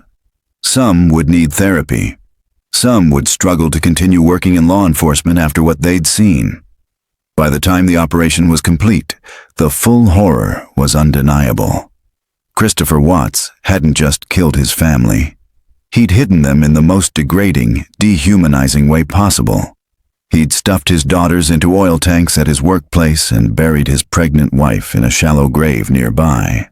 There was no way to explain this as a crime of passion, no way to frame it as a tragic accident. This was calculated. This was planned. This was pure evil. This was a man who'd methodically disposed of his family like they were nothing more than trash. Chris Watts was behind bars. His family was dead. The public knew he was a monster, but no one, not his father, not the investigators, not the world, knew the full truth of what happened in that house on the night of August 12th. That truth would remain hidden for months. Until February 18th, 2019, when Chris Watts decided to finally tell it himself. For months, the world thought it knew what happened. Chris Watts had killed his family in a fit of rage. A crime of passion. A marriage gone wrong. That's what his confession to his father suggested. That he'd discovered Shanann hurting the girls and had snapped. But that wasn't the truth. On February 18th, 2019, about 3 months after Chris Watts was sentenced to life in prison, investigators returned to see him. CBI agent Tammy Lee, FBI agent Coder, and Detective Baumhover made the trip to Dodge Correctional Institution in Wisconsin, where Chris was being held. They sat down with him for 5 hours, and this time, Chris told them what actually happened. The investigators made it clear from the start. The investigation was closed. There would be no new charges. Nothing Chris said could be used against him anymore. They explained that the case had moved so quickly, from disappearance to arrest, to confession to sentencing, that many questions had gone unanswered. They wanted to know the truth, not for a prosecution, not for a trial, just to understand what really happened in that house. Chris agreed to talk. What he told them that day would later be described by investigators as coming from a lying, cheating, murderous narcissist. Some of the details didn't add up. Some contradicted other evidence. But enough of what Chris said that day aligned with the physical evidence, the autopsy reports, and the crime scene that investigators believed they were finally hearing something close to the truth. And that truth was worse than anyone had imagined. According to Chris, it began on Sunday, August 12th. Earlier that day, the family had attended a children's birthday party. They came home that evening around 7:45. Chris put Bella and Cece to bed, tucking them in like he did every night. Chris told investigators that by the time he put those girls to bed, he'd already decided what he was going to do. He'd been planning it for weeks. After the girls were asleep, Chris had a phone call with Nicole Kessinger that lasted over an hour. They talked. They laughed. And then, while his daughters slept down the hall, Chris went to their rooms. He confessed to investigators that he killed both girls that night, before Shanann ever came home. The details of what he admitted doing are too disturbing to describe in full. But this wasn't an accident. This wasn't a moment of rage. He killed his daughters while they slept, and then he waited for their mother to arrive. Shanann got home just before 2 a.m. Nicole Atkinson had dropped her off after their flight from Arizona. Shanann was exhausted, 15 weeks pregnant, ready to sleep. But Chris was waiting. According to his confession, they had a confrontation. Shanann had discovered the credit card charge, the $60 at Lazy Dog restaurant, the gift card he'd bought for Kessinger. She knew about the affair. She told Chris he'd never see the kids again. She was going to make sure of it. Chris told investigators that he strangled her, right there in the bedroom. He described the act in clinical detail, how long it took, how she fought, when she stopped moving. He said he thought about stopping, but he didn't. Shanann Watts died in her own bedroom, still wearing the clothes she'd worn on the plane. But then something happened that Chris hadn't planned for. The girls woke up. What Chris described next would haunt the investigators who heard it. According to his confession, Bella and Cece woke up while he was dealing with Shanann's body. Both girls came into the bedroom. They were crying, confused, asking what was wrong with Mommy. Chris told investigators something that revealed exactly who he was. He said, "I had no desire to comfort them." He described being angry that they were awake, angry that they'd seen what he'd done. He'd thought they were already dead, that he'd taken care of them earlier. But somehow, they'd survived. And now, according to Chris, he had to deal with them again. The girls watched as Chris wrapped their mother in a bedsheet and dragged her body down the stairs. He loaded Shanann into his work truck. Then he told Bella and Cece to follow him. And they did. They brought their blankets with them, their stuffed animals, little comfort items for what they must have thought was a trip somewhere. Bella told her father they needed their car seats. Chris told her it was all right this time.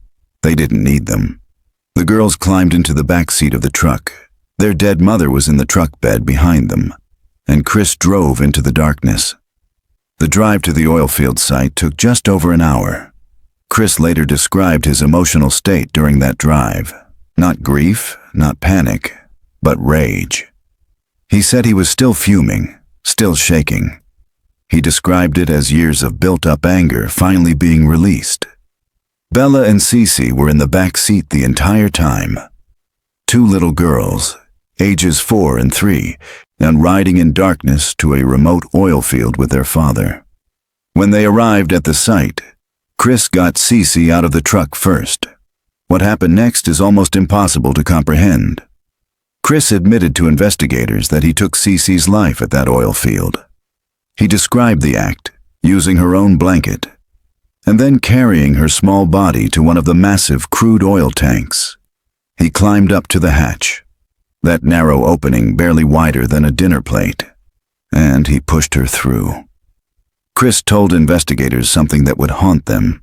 "Before I dropped her, I could not feel anything for her." He said he was surprised by how easy it was. And then he heard the splash as 3-year-old Celeste Watts hit the crude oil below. But Bella had seen everything. You need to understand what happened next. And 4-year-old Bella Watts had watched her father carry her sister to that tank. She'd heard what happened. And Bella, smart, aware, terrified Bella, understood what was about to happen to her. According to Chris's confession, Bella looked up at him and asked a question. "Are you going to do to me what you did to Cece?" She knew. A 4-year-old child knew she was about to die, knew her father was going to kill her. Chris later told investigators he didn't recall what he answered. But his actions spoke for themselves. Autopsy results would reveal what Bella went through in those final moments. She had a large tear between her lip and gums.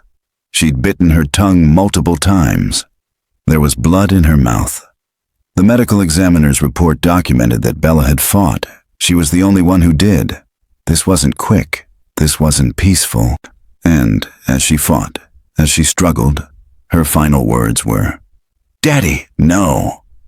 2 words, the last thing 4-year-old Bella Watts ever said. A plea to the person who was supposed to protect her. Chris then carried Bella to the second oil tank. The autopsy later documented scratch marks on her body, injuries consistent with being forced through a narrow metal opening. Bella was bigger than Cece. It took force to push her through that hatch. Chris dropped Bella into the crude oil, into a different tank than her sister.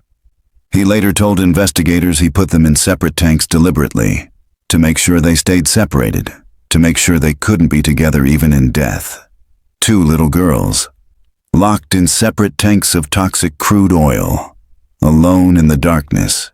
Cece in her nightgown and diaper, Bella in her pink pajamas. After the girls were gone, Chris dealt with Shanann's body. He dug a shallow grave about 50 feet from the tanks. He placed her in the hole, wrapped in the fitted sheet from their bedroom. He covered her with dirt, and then he went to work. He clocked in that morning like it was any other day. He worked alongside his co-workers. He drove home that evening and pretended to be shocked when police told him his family was missing. When investigators asked Chris about his state of mind during all of this, during the murders, during the disposal, during the days of lying, his answer revealed everything about who Christopher Watts really was. He said he felt no remorse. None. He told them he felt like his entire old life had been laid out on that oil site, and now he was free to be with Nicole. He said he felt like he could do anything and be justified. He didn't feel bad about what he'd done to his family. He didn't feel anything. This is what evil looks like. Not rage, not passion, not a moment of insanity. This was calculation. This was a man who methodically ended his entire family's lives because they were inconvenient, because they stood in the way of the life he wanted. A man who could do what he did to Bella and Cece, dispose of their bodies in crude oil, bury his pregnant wife in a shallow grave, and then feel nothing. The truth was finally known. All of it. The horror was complete. Christopher Watts had murdered Bella, Cece, Shanann, and unborn Nico, not in a fit of rage, but with cold, calculating precision.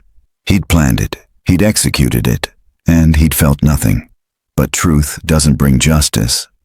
And truth doesn't bring them back. The truth was finally known. All of it. The horror was complete. Christopher Watts had murdered Bella, Cece, Shanann, and unborn Nico, not in a fit of rage, but with cold, calculating precision. He'd planned it, he'd executed it, and he'd felt nothing. But this confession came months after he'd already been sentenced.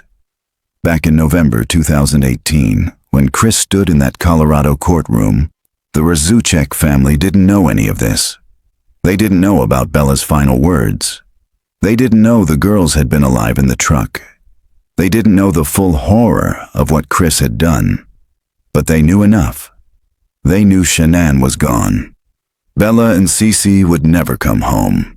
Baby Nico would never be born. And when the Ruchek family stood in that Colorado courtroom to face the monster who'd taken everything from them, they would speak the words every parent prays they'll never have to say. Words that would haunt everyone who heard them. Here under these circumstances and tell you, although we are heartbroken, although we can't imagine what could have led us to this day, but we love you. Maybe you can't believe it either. As the Lord said in Jeremiah 3:31, I have loved you with an everlasting love. Therefore, I have continued my faithfulness to you. And you, as your mother, Chris, I have always loved you, and I still do. I hate what has happened. Your father and sister and I are struggling to understand why. But we will remain faithful as your family, just as God remains faithful because of his unconditional love for us all. We love you, and we forgive you, son. How dare you take the lives of my daughters Shanann, Bella, Celeste, and Nico. I trusted you to take care of them, not kill them. And they also trusted you. You monster. Thought you would get away with this. I don't know how. The cameras do not lie. You carry them out like trash of the house. Yes, I seen the videotape. You buried my daughter Shannon and Nico in a shallow grave, and then you put Bella and Celeste in huge containers of crude oil. You heartless monster. You have to live with this vision every day of your life, and I hope you see that every time you close your eyes at night. Oh, I forgot. You have no heart or feelings or love. Let me tell you something. I will think of them every day of my life, and I love them every day of my life. Prison is too good for you.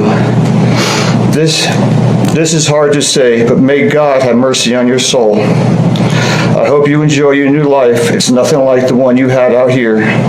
Love you, Shannon, Bella, and Nico. Love you, Pop-Up and Dad. And one other thing. And Shannon says she is super excited for justice today. Thank you, Your Honor. The Razuchek family didn't want revenge. They wanted Chris Watts to live with what he'd done, every single day, for the rest of his life. On November 6, 2018, Christopher Watts pleaded guilty to all charges, 9 counts of first-degree murder, including the deaths of Shanann, Bella, Cece, and unborn Nico. In exchange for his guilty plea, prosecutors agreed not to pursue the death penalty. It wasn't a gift to Chris. It was a decision made by Shanann's family, Frank and Sandra Razuchek, who didn't want to endure years of appeals and trials. They wanted finality. They wanted Chris locked away forever, forced to face what he'd done every single day he woke up. The sentencing hearing was scheduled for November 19, 2018, and it would give the Razuchek family their only chance to speak directly to the man who destroyed their lives. Frank Razuchek, the Shanann's father, spoke first. His voice shook with grief and rage as he addressed the court. And Christopher Watts. He talked about trust, about how he'd welcomed Chris into their family, believed in him, trusted him to protect his daughter and grandchildren. He described Chris carrying Bella and Cece out of that house like they were trash, disposing of them in oil tanks like they were nothing. He told Chris that prison was too good for him, that what Chris deserved couldn't be given in a courtroom. Frank's words carried the weight of a father's worst nightmare. His daughter was gone. His grandchildren were gone. His grandson would never be born. And the man responsible was sitting just feet away, showing no emotion.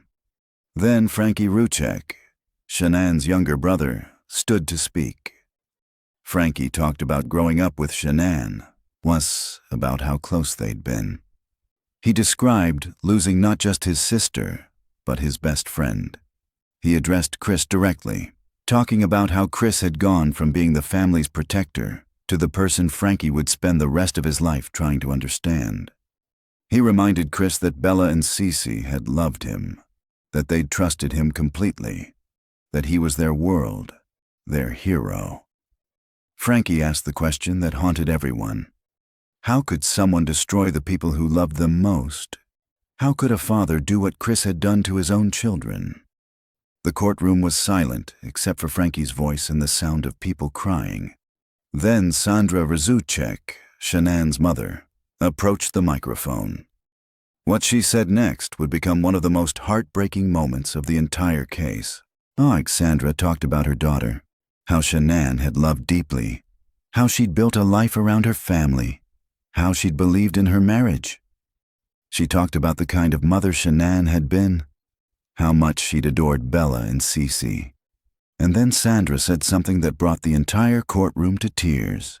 She reminded everyone, and Chris, of a video Shanann had posted. A video of little Bella singing to her father, a song about how Daddy was her hero. Your daughter Bella sang, "Daddy, you're my hero." The irony was devastating. The same little girl who'd sung about her daddy being her hero had died begging him to stop. Her last words, "Daddy, no," were the opposite of that innocent song, from hero to killer, from protector to monster. Sandra went on to talk about her faith, about believing that Shanann, Bella, Cece, Yars and Nico were now in paradise with God and the angels. She said they were safe now, safe from the person who was supposed to love them most. Chris Watts did not speak at his sentencing. His attorney read a brief statement on his behalf, words about being devastated, about being sincerely sorry for what he'd done. The statement was hollow, meaningless. Chris couldn't even look at the Ruchek family as it was read. Then Judge Marcelo Kopkow addressed the court. The judge stated that in his 17 years on the bench, he had never seen a crime as inhumane and vicious as this one. He said that nothing less than the maximum sentence would be appropriate. Anything less would fail to appreciate the seriousness of what Christopher Watts had done. The sentence was delivered. 5 consecutive life sentences without the possibility of parole for the murders of Shanann, Bella, Cece, and 2 counts related to Shanann's pregnancy. 2 concurrent life sentences, plus 84 years for tampering with the bodies. Christopher Watts would never be eligible for parole. He would never see freedom again. He would die in prison. In 2020, Colorado abolished the death penalty entirely. Even if Chris had been sentenced to death, it would have been commuted to life in prison. But it didn't matter. The Zuchek family had gotten what they wanted. Chris Watts would spend the rest of his life locked away, living with the knowledge of what he'd done. It was more mercy than he'd shown his own family. The sentence was delivered. Justice, in its legal form, was done. But the horror didn't end when the courtroom doors closed. For the investigators who'd pulled those little girls from crude oil tanks, the nightmare would continue. Many would struggle with PTSD. Some would leave law enforcement entirely, unable to shake the images of what they'd seen. For the Zuchek family, the fight to honor Shanann, Bella, Cece, and Nico would never end. They would spend years dealing with harassment from conspiracy theorists, with the pain of seeing Chris's face in the news, with the empty spaces at holidays and birthdays where their family should have been. And Christopher Watts would face the rest of his life behind bars, a life sentence that felt both like justice and like it would never be enough. The case was finally closed, and Chris Watts is in prison for life. Justice had been served. But for many of the people touched by this case, the horror was far from over. The investigators who recovered those bodies struggled with severe PTSD. Detective Dave Baumhover, one of the lead investigators, later reported being unable to shake the images from that oil field. Agent Tammy Lee, who'd conducted Chris's polygraph and heard his confession, broke down days after the recovery operation, unable to get the horror out of her head. The recovery workers who'd spent hours draining those tanks, working in hazmat suits while searching for 2 children. Many needed therapy afterward. Some struggled to continue in law enforcement. These were seasoned professionals who'd seen countless crime scenes, and the Watts case had broken something in them. And for the Ruchek family, the nightmare simply changed forms. In the months and years that followed, Shanann's family faced relentless harassment from conspiracy theorists claiming Chris was innocent. Frank and Sandra Ruchek responded with dignity, hiring attorneys, pursuing legal action, fighting for their daughter's memory. They won a $6 million wrongful death judgment against Chris, pushed for changes in cyberbullying laws, and refused to let internet trolls rewrite what happened. But there were smaller horrors too. Bella and Cece's bodies were so saturated with crude oil that traditional burial wasn't possible. Frank and Sandra couldn't see their grandchildren one last time, couldn't say goodbye the way they deserved.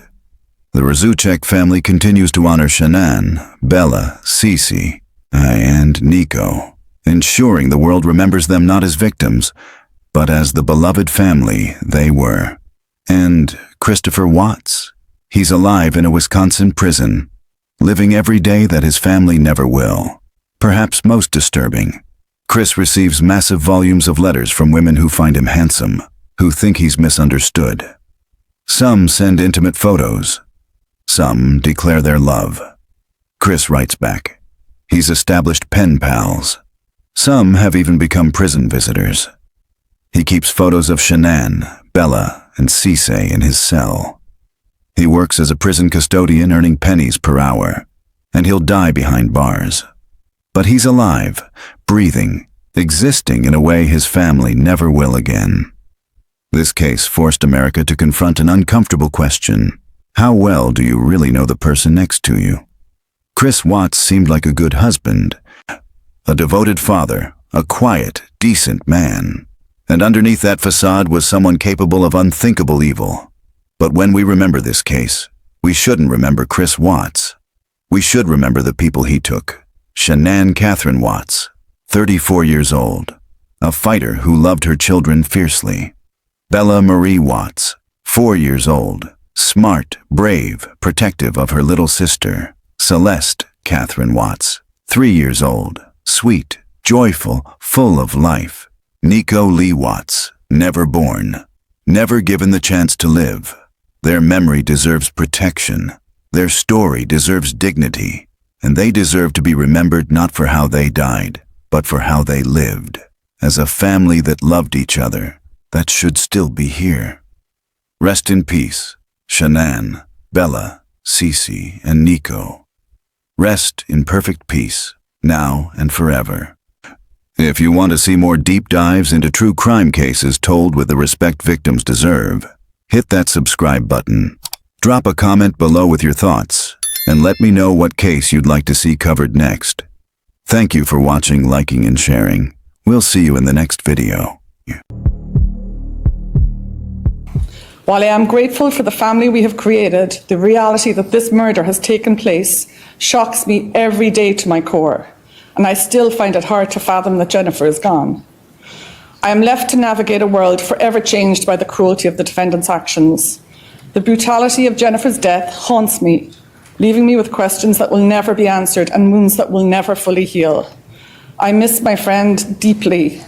Her generosity of spirit, her optimism in human nature, her firm belief in her children, and her fierce enthusiasm for life. Our life will never be the same. In May 2019, the disappearance of Jennifer Dulos from her affluent New Canaan, Connecticut home sent shockwaves through one of America's wealthiest communities and captured international attention. What started as a missing persons case would evolve into what prosecutors called a meticulously planned murder and cover-up. A crime so calculated, so brazen, that it would become one of the most closely watched cases in Connecticut history. This is a story about a mother who saw danger coming, warned everyone who would listen, and couldn't escape it.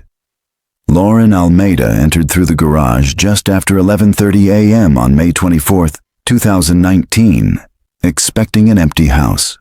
Jennifer had doctor appointments in New York that morning. Lauren Almeida, the babysitter and family friend, had done this dozens of times before. Let herself in, prepare for the children's return from school, wait for Jennifer to come home. But immediately something felt wrong. A handbag on the floor near the door, abandoned in a place it shouldn't be. A mug of tea on the kitchen counter, still half full. A granola bar beside it, only partially eaten. The house was silent in a way that made her skin crawl. Not the peaceful quiet of an empty home, but something else. Something that screamed wrongness. Lauren went to the pantry to replace the paper towels. The night before, she had placed a fresh package there. 12 brand new rolls. She opened the pantry door and froze. Only 2 rolls remained. 10 full rolls of paper towels had vanished in less than 24 hours. Lauren stood there staring at the nearly empty shelf, trying to understand. What kind of mess, what kind of cleanup would require 10 entire rolls of paper towels overnight? She texted Jennifer around noon. No response. 1 p.m., another text. Nothing. By 4 in the afternoon, Lauren's calls were going straight to voicemail. She had already picked up all 5 children from school, and none of them had heard from their mother. Not a single word. By 7 that evening, police arrived at the New Canaan home. Officers walked through the 3-car garage, flashlights cutting through the dim light. In the center bay sat a Range Rover. The spaces on either side were empty. Jennifer's Suburban had not returned. Then, one of the responding officers noticed markings on the floor. Dark stains that looked like they'd been hastily wiped. His flashlight moved across the concrete, then up to the Range Rover's side panel. Spatter patterns. The officers called for evidence technicians immediately. When they arrived and began processing the scene, they found what they were looking for and what they had feared. Multiple areas throughout the garage presumptively tested positive for blood.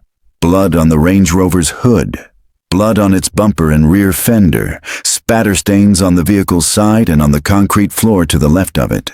Blood on the garage door, blood on the east garage wall, blood on the doorknob leading into the house. And something else the detectives noticed, something that turned their stomachs. Someone had tried to clean it. The streaks were visible under their lights, the diluted stains, the altered patterns. Someone had been in this garage with those 10 rolls of paper towels, desperately trying to erase what had happened here. They hadn't succeeded. Testing would later reveal that the blood belonged to Jennifer Dulos. But there was something else investigators found in that garage. A second DNA profile mixed with hers. The question that would drive the entire investigation. Whose? The New Canaan home was now a crime scene.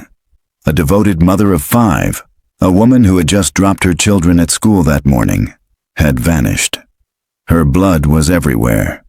10 rolls of paper towels used in a frantic, failed cleanup. And somewhere, someone knew exactly what had happened in that garage. But to understand how a bright Friday morning could end in blood and mystery, we need to go back. We need to understand who Jennifer Dulos was and who wanted her gone. If you're invested in true crime cases that need attention, subscribe to the channel and hit that like button. And let me know in the comments where you're watching from. I love hearing from this community. To understand what happened that morning, to understand how a routine Friday could end in blood and mystery, we need to go back.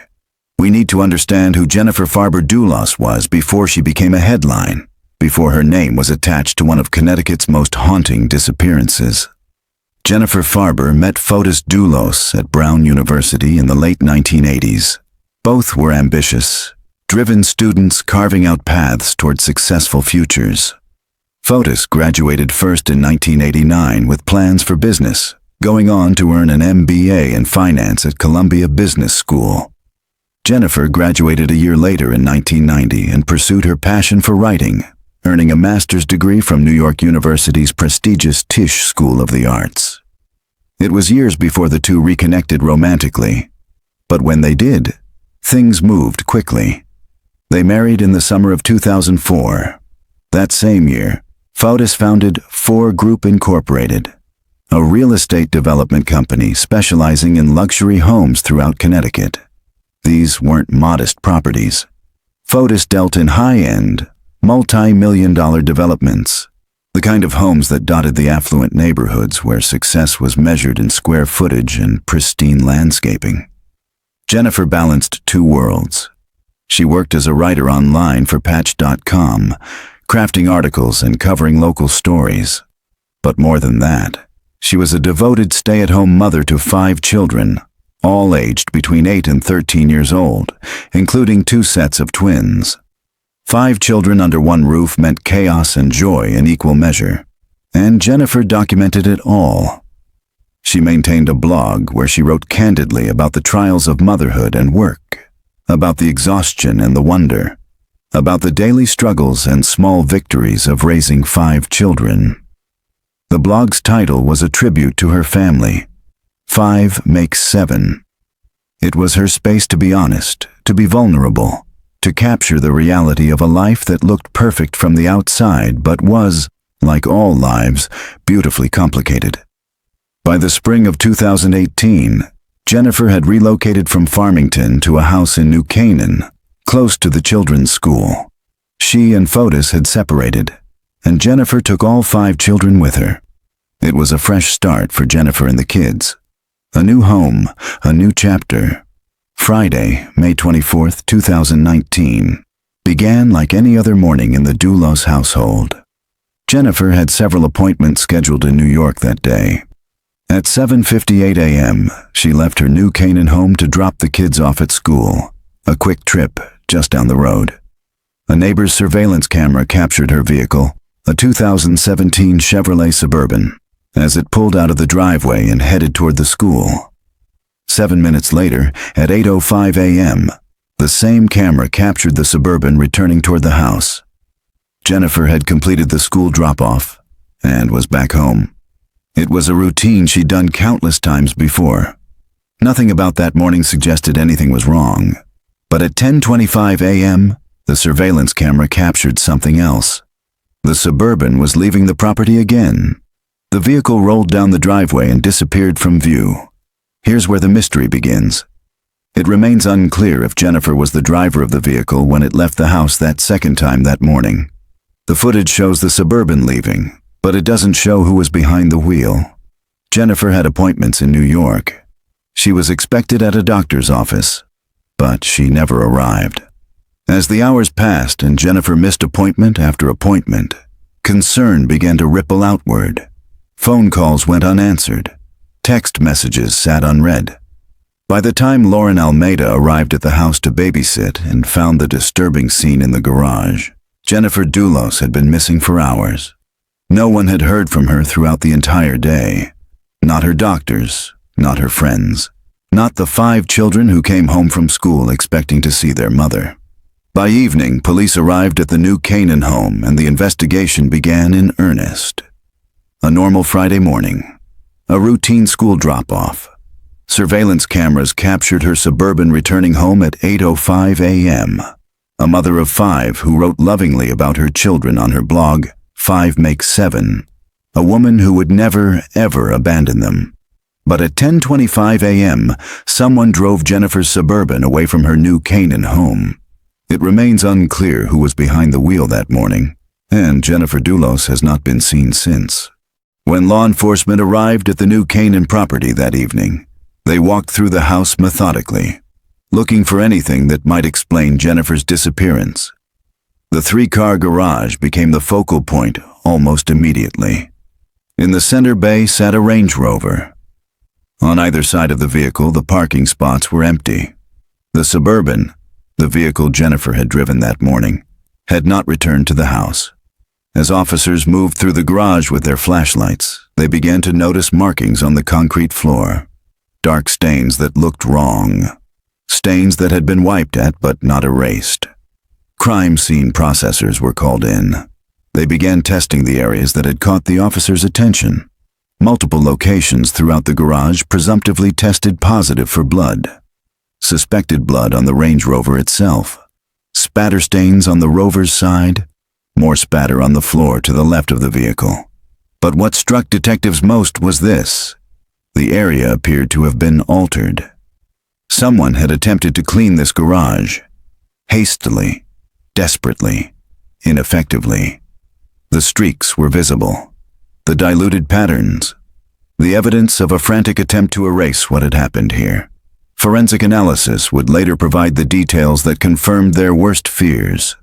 Testing from the Range Rover's hood, bumper, and rear fender all returned the same result. DNA matches to Jennifer Dulos.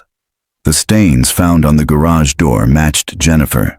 The stains on the east garage wall matched Jennifer. Even the doorknob leading to the mudroom tested positive for Jennifer's DNA.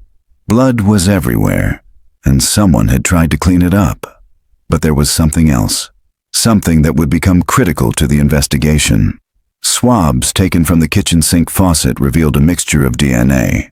Not just Jennifer's blood, but someone else's as well. 2 DNA profiles mixed together at that sink. The question hung in the air, unanswered for now. Whose DNA was mixed with Jennifer's?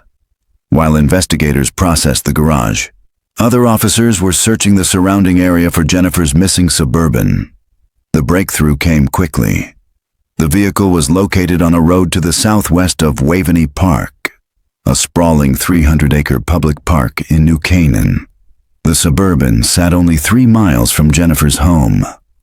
When officers approached the vehicle, they found it in an unusual state. The running lights were still on, as if someone had left in a hurry. The transmission was left in reverse, and there, on the passenger side of the vehicle, was a blood stain. Inside the Suburban, there were no other signs of Jennifer. No indication of where she might be, or what had happened to her. Just that single blood stain and an abandoned vehicle with its lights still burning. But investigators did find something else. Less than 100 feet from where the Suburban had been abandoned, they located a camera mounted on a nearby property. When they reviewed the footage, it showed something curious: a red pickup truck in the area. The identity of the truck's owner was unknown at that point, but the question was obvious. Why was this red pickup truck parked so close to Jennifer's abandoned vehicle? As investigators processed the crime scene and Jennifer's abandoned Suburban, another question loomed. Who would want to harm Jennifer Dulos? Detectives began looking closely at the people in Jennifer's life, starting with those closest to her. Slowly, some pieces were starting to come together, but the picture they formed was incomplete. Blood throughout Jennifer's garage, her DNA on the Range Rover, on the walls, on the doorknob, hastily and ineffectively cleaned. Her Suburban found abandoned 3 miles away, lights on, transmission in reverse, blood on the passenger side. But there was something else investigators discovered, something that changed everything. At the kitchen sink, a mixture of DNA, Jennifer's blood, and someone else's. The question was simple, but the answer would unravel a conspiracy. Whose DNA was mixed with Jennifer's? The investigation moved quickly. The day after Jennifer's disappearance, her estranged husband, Fotis Dulos, arrived at the New Canaan Police Department around 3 in the afternoon. He came to meet with detectives leading Jennifer's missing persons case. But he didn't come alone. His attorney was already with him, present from the moment he walked through the door. Detectives seized Fotis's cell phone for forensic examination, standard procedure in a case like this. Then Fotis and his attorney promptly left the station. He refused to answer any questions. He would not cooperate with the investigation whatsoever. His silence, in the face of his estranged wife's disappearance and mounting evidence of violence, was deafening. The forensic examination of Fotis's cell phone revealed something investigators found deeply suspicious. His handset had been in the area of Albany Avenue in Hartford around 7 in the evening on May 24th, the very same day Jennifer vanished.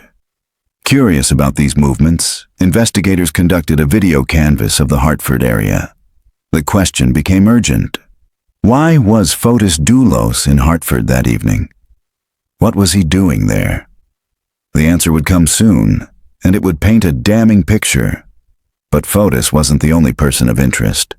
Surveillance footage also captured a woman with him in multiple instances. She was brought in for questioning by investigators. This woman, referred to throughout the investigation as a female companion, appeared in surveillance footage alongside Fotis. Despite what police would later recount about her demeanor, video from her questioning suggested she was being cooperative, at least initially.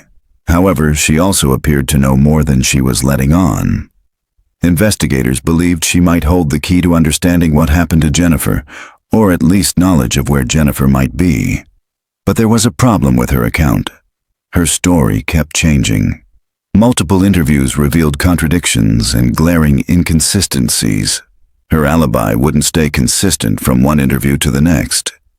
Each time detectives spoke with her, new details emerged that hadn't been there before, or old details vanished entirely from her narrative, as if they'd never existed. The question was obvious. What was she hiding? Then there was a third person of interest, a practicing attorney with close connections to both Fotis and the female companion. His name appeared multiple times in suspicious documents found during the investigation. Investigators learned that this local attorney had been present at Fotis's business office on the morning Jennifer disappeared, though he claimed he never actually saw Fotis that morning. It was a curious detail that raised more questions than it answered. Cell phone data painted an even more intriguing picture of this attorney's movements. He had access to remote, wooded properties outside the city. His phone had pinged in unusual, isolated locations multiple times in the months before and after Jennifer's disappearance. Police believed this local attorney knew far more than he was saying, but like the others, he refused to fully cooperate with the investigation. The connections between these three individuals were undeniable. The female companion was linked to Fotis. The local attorney was linked to both of them. All three were connected to Jennifer. But the full nature of these relationships, particularly who the female companion and the local attorney were to Fotis and Jennifer, remained unclear to the public. Investigators were keeping quiet about those specific details. They had their reasons for this strategic silence, reasons that would become apparent as the evidence continued to mount. 3 people of interest, 3 suspicious stories that didn't add up, 3 individuals who refused to tell investigators the full truth about their whereabouts on May 24, 2019. Jennifer's estranged husband, Fotis Dulos, who lawyered up immediately and wouldn't answer questions, and whose phone placed him in Hartford that evening. A female companion whose alibi changed with every interview. A local attorney with access to isolated properties, and a cell phone that pinged in all the wrong places. The connections between them were clear, but the full picture of what they had done, and why, remained hidden. For now, the cell phone data from Fotis Dulos would lead investigators to their first major break in understanding what happened after Jennifer disappeared. His phone had pinged in the area of Albany Avenue in Hartford around 7 in the evening on May 24th. The same day his estranged wife vanished. The question was immediate. What was Fotis doing in Hartford that evening? Investigators conducted a video canvass of the Albany Avenue area, pulling surveillance footage from businesses and traffic cameras. What they discovered would reveal a systematic attempt to erase evidence of murder. Surveillance cameras tracked a 2014 Ford Raptor pickup truck traveling through Hartford between 7:30 and 7:50 p.m. on May 24th. The vehicle was registered to 4 Group, Fotis's real estate company. Footage captured the driver clearly. A man in a light-colored shirt, dark pants, and ball cap. It was Fotis, but he wasn't alone. A female passenger sat beside him. Over 20 minutes, cameras captured the vehicle making 3 separate stops along a deliberate route. What they were doing was methodical and calculated. Fotis was depositing multiple black plastic garbage bags into trash receptacles along Albany Avenue. More than 30 different receptacles over that 20-minute journey. Footage showed several bags in the truck bed slowly depleting with each stop. At one point, Fotis stuffed a box through a storm drain, forcing it down into the opening. This wasn't panic. This was systematic disposal designed to scatter evidence across an entire city. Detectives immediately checked the receptacles captured in surveillance. They retrieved bags matching those in the video. Some had already been collected by sanitation, leading to a multi-day exhaustive search through trash at a processing hub. Investigators sifted through mountains of garbage, looking for anything connected to Jennifer. What they found was damning. Clothing deliberately cut to shreds. Undergarments stained with blood. A shirt Jennifer was believed to have been wearing that day, stained dark with blood. Plastic zip ties that also showed blood. Mixed in was standard household trash, an obvious attempt at concealment. Someone had tried to hide evidence of violence among ordinary garbage.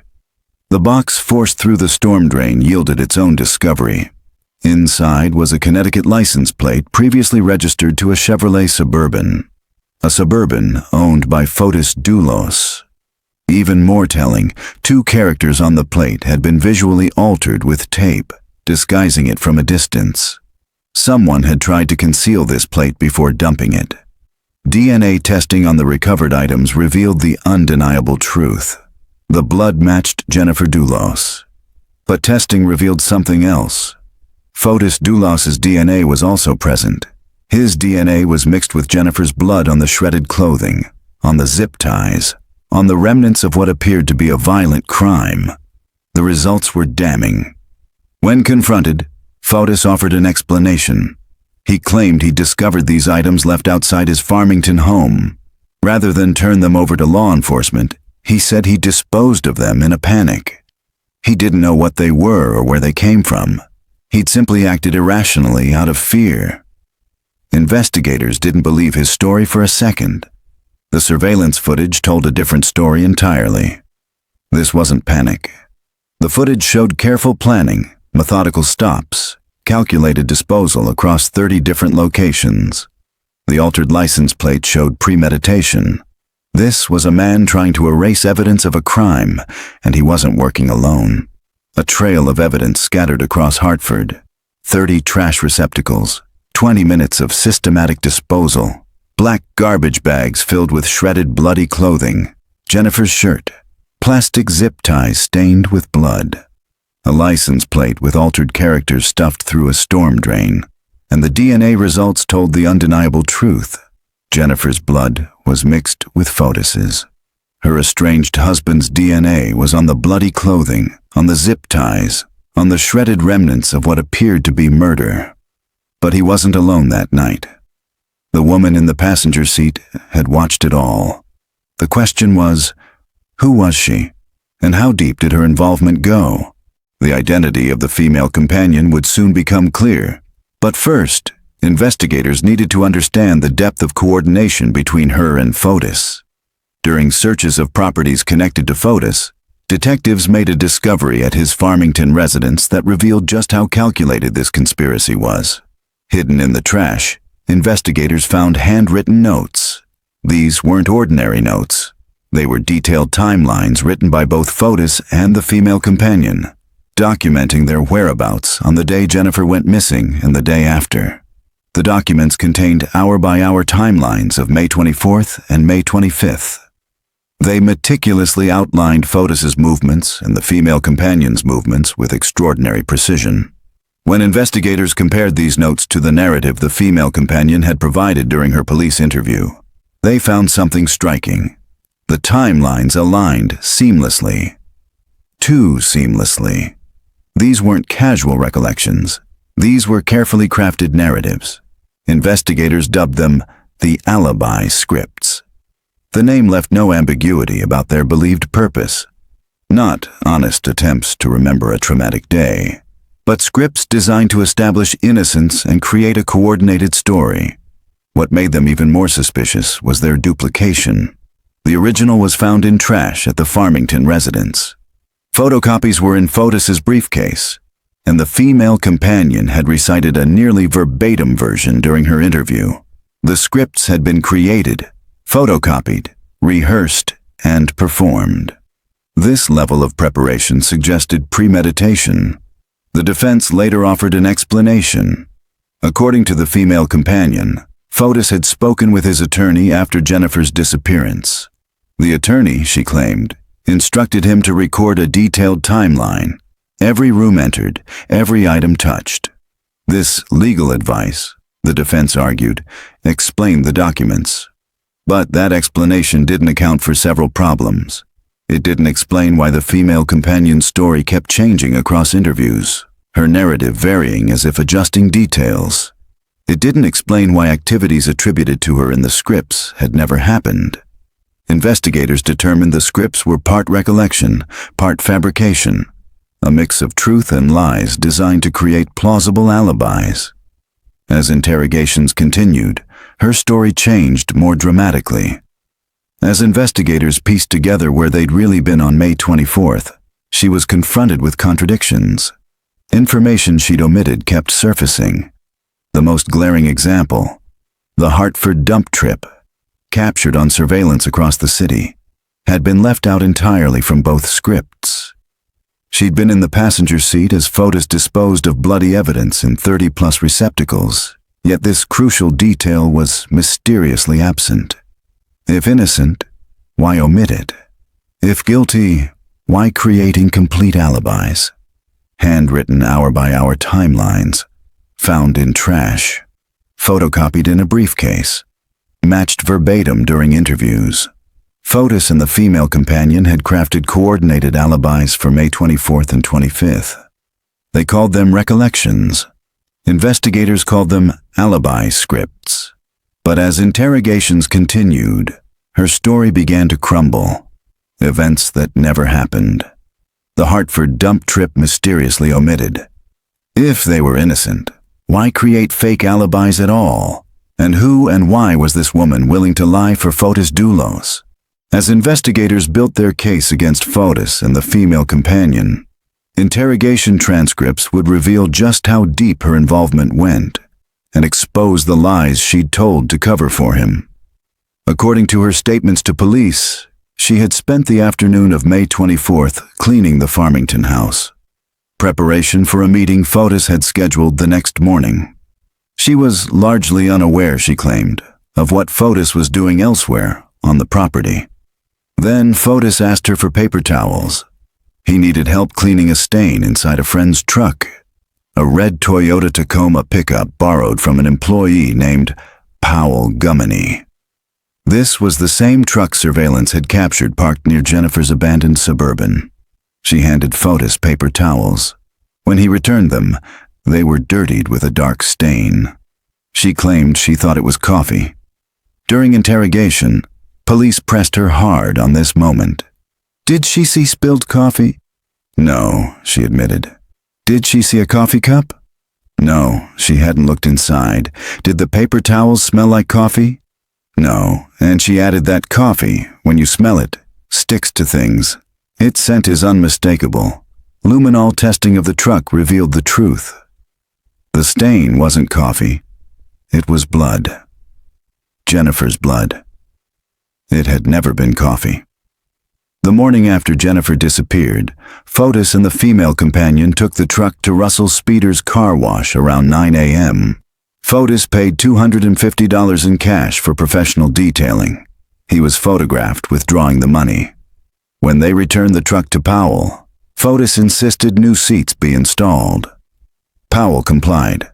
When investigators acquired the truck and the removed seats, forensic testing revealed Jennifer's blood on the passenger side seat, the very seats Fotis had desperately wanted removed. Just over a week after Jennifer was reported missing, arrests were made.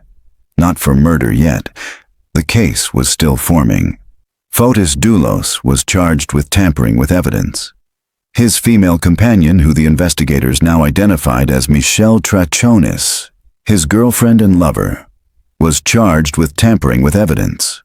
The cover-up was undeniable, and so was her willingness to help him hide it. Then Fotis's defense attorney introduced a theory that captured headlines. Norm Pattis, a controversial attorney, claimed Jennifer had written an unpublished novel similar to Gillian Flynn's Gone Girl, where a woman fakes her death and frames her husband. Pattis suggested Jennifer had staged her disappearance to frame Fotis, stating the defense defied the state to prove she was actually dead. Gillian Flynn responded angrily, shooting back that this wasn't fiction, it was reality. In December 2019, 7 months after Jennifer vanished and was presumed dead, Fotis made a public statement that struck many as eerie. He wished Jennifer and her family happy holidays, praying they'd give his kids his love and best wishes. If Jennifer was dead, why wish her Merry Christmas? If he believed she was alive and hiding, was this a message to her? When coffee doesn't smell like coffee, luminol doesn't lie.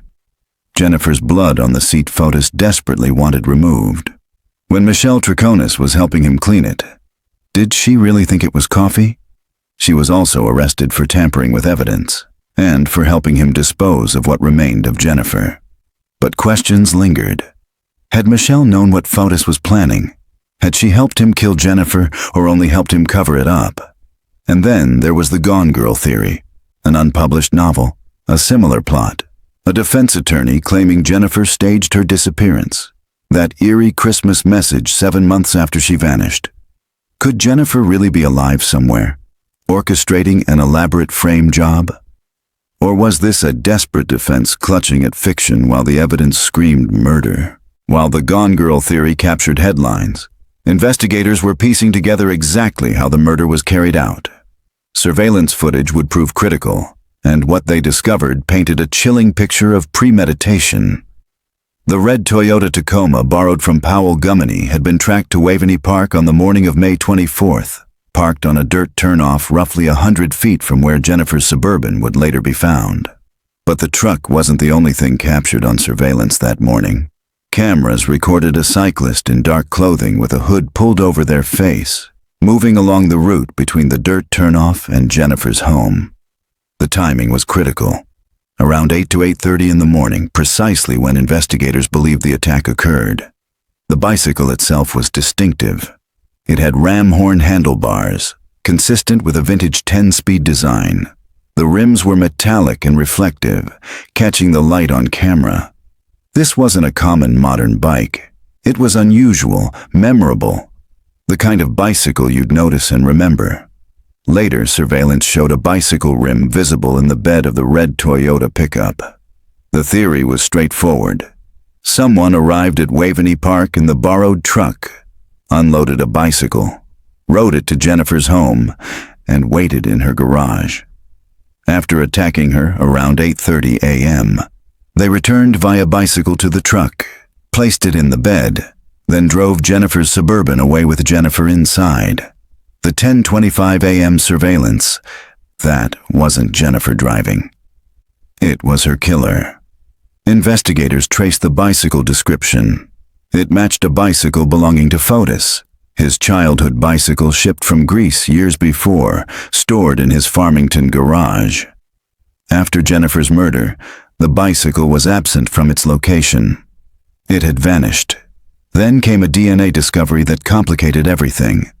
A sweatshirt believed linked to the cyclist was found. DNA analysis was performed. The results were shocking. The DNA did not match Fotis Dulos. Instead, it matched Powell Gummany, the employee who owned the red pickup truck. The same truck borrowed on May 24th. The same truck parked near Jennifer's abandoned Suburban. Michelle's defense attorney, John Schoenhorn, seized on this evidence aggressively. The DNA from the cyclist's sweatshirt didn't match Fotis. It carried hair from Powell Gummany. The defense's assertion, Powell, not Fotis, was the cyclist in the surveillance photo. After all, it was Powell's truck near Jennifer's Suburban.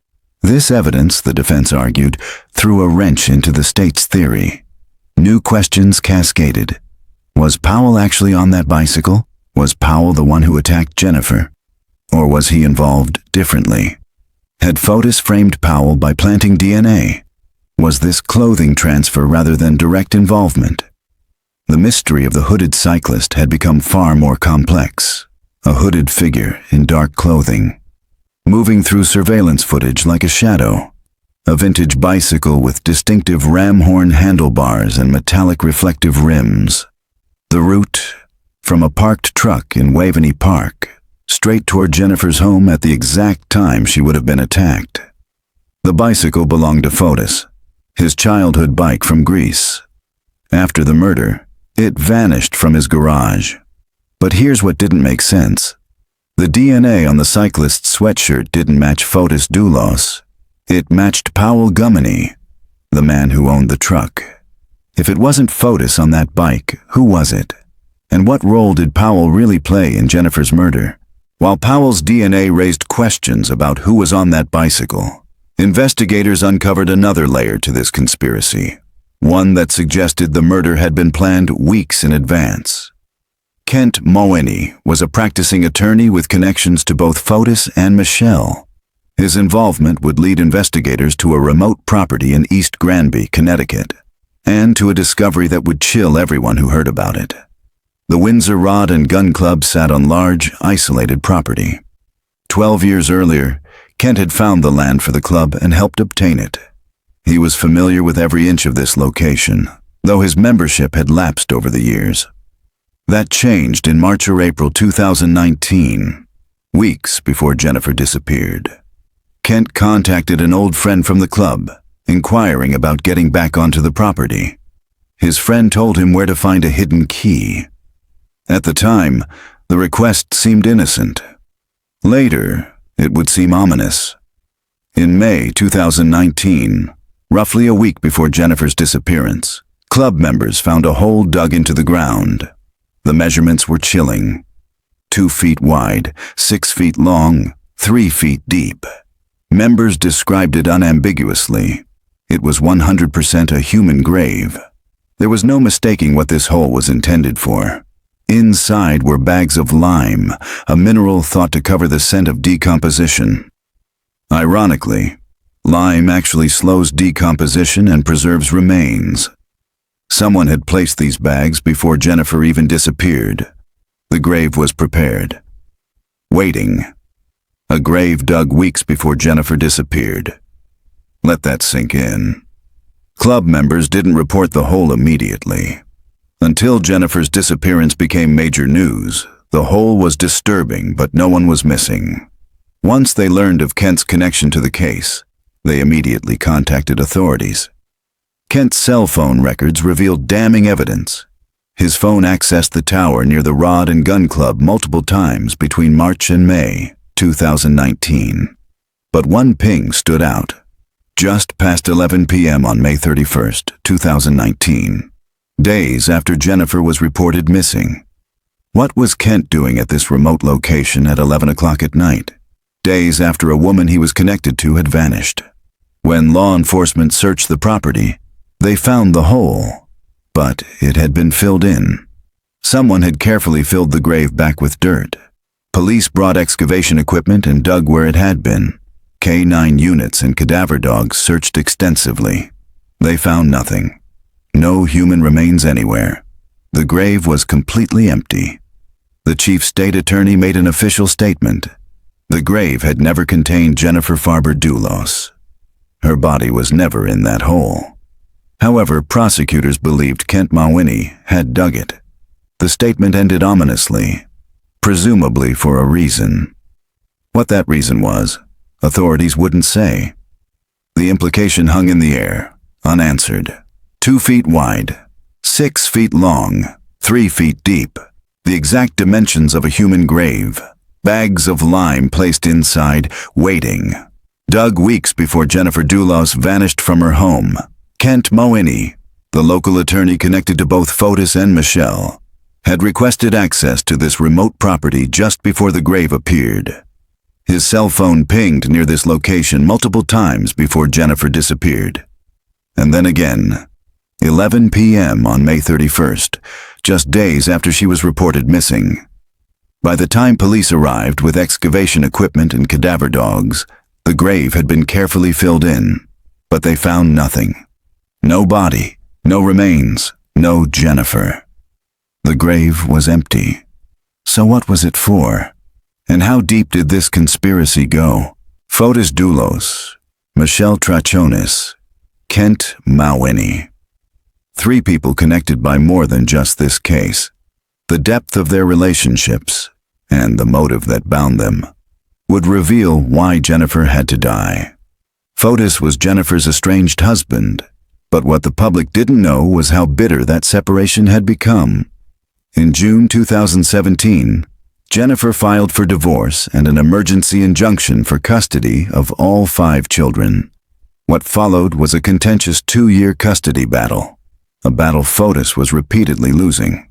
The courts kept siding with Jennifer. He was being shut out of his children's lives piece by piece. 2 years before the murder, on June 19, 2017, Fotis called 911 claiming he couldn't reach his wife and kids. But Jennifer wasn't missing.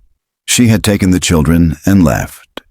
The next day, she filed the emergency injunction and formal divorce papers. The divorce would mean more than losing his children. Fotis's business, 4 Group, was failing. He owed Jennifer's mother, Gloria Farber, $2.5 million in loans he couldn't repay.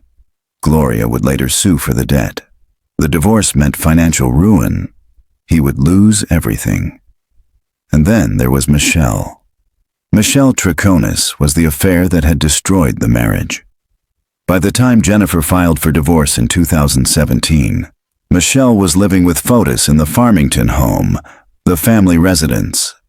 Michelle had a 10-year-old daughter, and Fotis had wanted them to move into the family home while still married to Jennifer. He wanted to displace Jennifer and install his girlfriend. Jennifer refused. When Jennifer discovered Fotis had purchased a gun, combined with the affair and his controlling behavior, she gathered the children and left for good. Then there was Kent Mawhinney, the attorney who had dug that grave. Kent was Fotis's close friend and attorney, helping him with divorce proceedings. His name appeared in those alibi scripts. Kent was deeply enmeshed in Fotis's legal battles and was also going through a contentious divorce. In the days before Jennifer disappeared, Kent's estranged wife received unusual attention from Fotis. Multiple calls, voicemails. They met on May 16, 2019, 8 days before Jennifer vanished. Fotis tried convincing her to reconcile with Kent. Bizarre, since he barely knew her. More unsettling, he repeatedly tried convincing her to come to the Farmington home. She declined. After Jennifer's disappearance, Kent's estranged wife became convinced Fotis had been trying to use her as an alibi. She believed if she'd gone to that home, Kent would have been waiting to harm her. She believed she narrowly avoided Jennifer's fate, that she was meant to be victim number 2. But the most devastating evidence came from Jennifer herself. In her June 2017 divorce papers, Jennifer wrote words that proved tragically prophetic. "I know that filing for divorce will enrage him. I know he will retaliate by trying to harm me in some way. He had the attitude that he must always win at all costs. I am afraid of my husband." Jennifer knew what Fotis was capable of. She told the court explicitly. She filed these warnings in legal documents, hoping to protect herself. But it wasn't enough. Fotis hadn't concealed the affair. He'd been brazen, even wanting Michelle in the family home while married. The disrespect showed his mindset. Jennifer wasn't a person to him. She was an obstacle to be removed. The motive crystallized. Fotis was losing custody repeatedly. The children were his to control, and Jennifer was taking them away. The divorce would destroy him financially. $2.5 million in debt, a failing business, significant assets lost.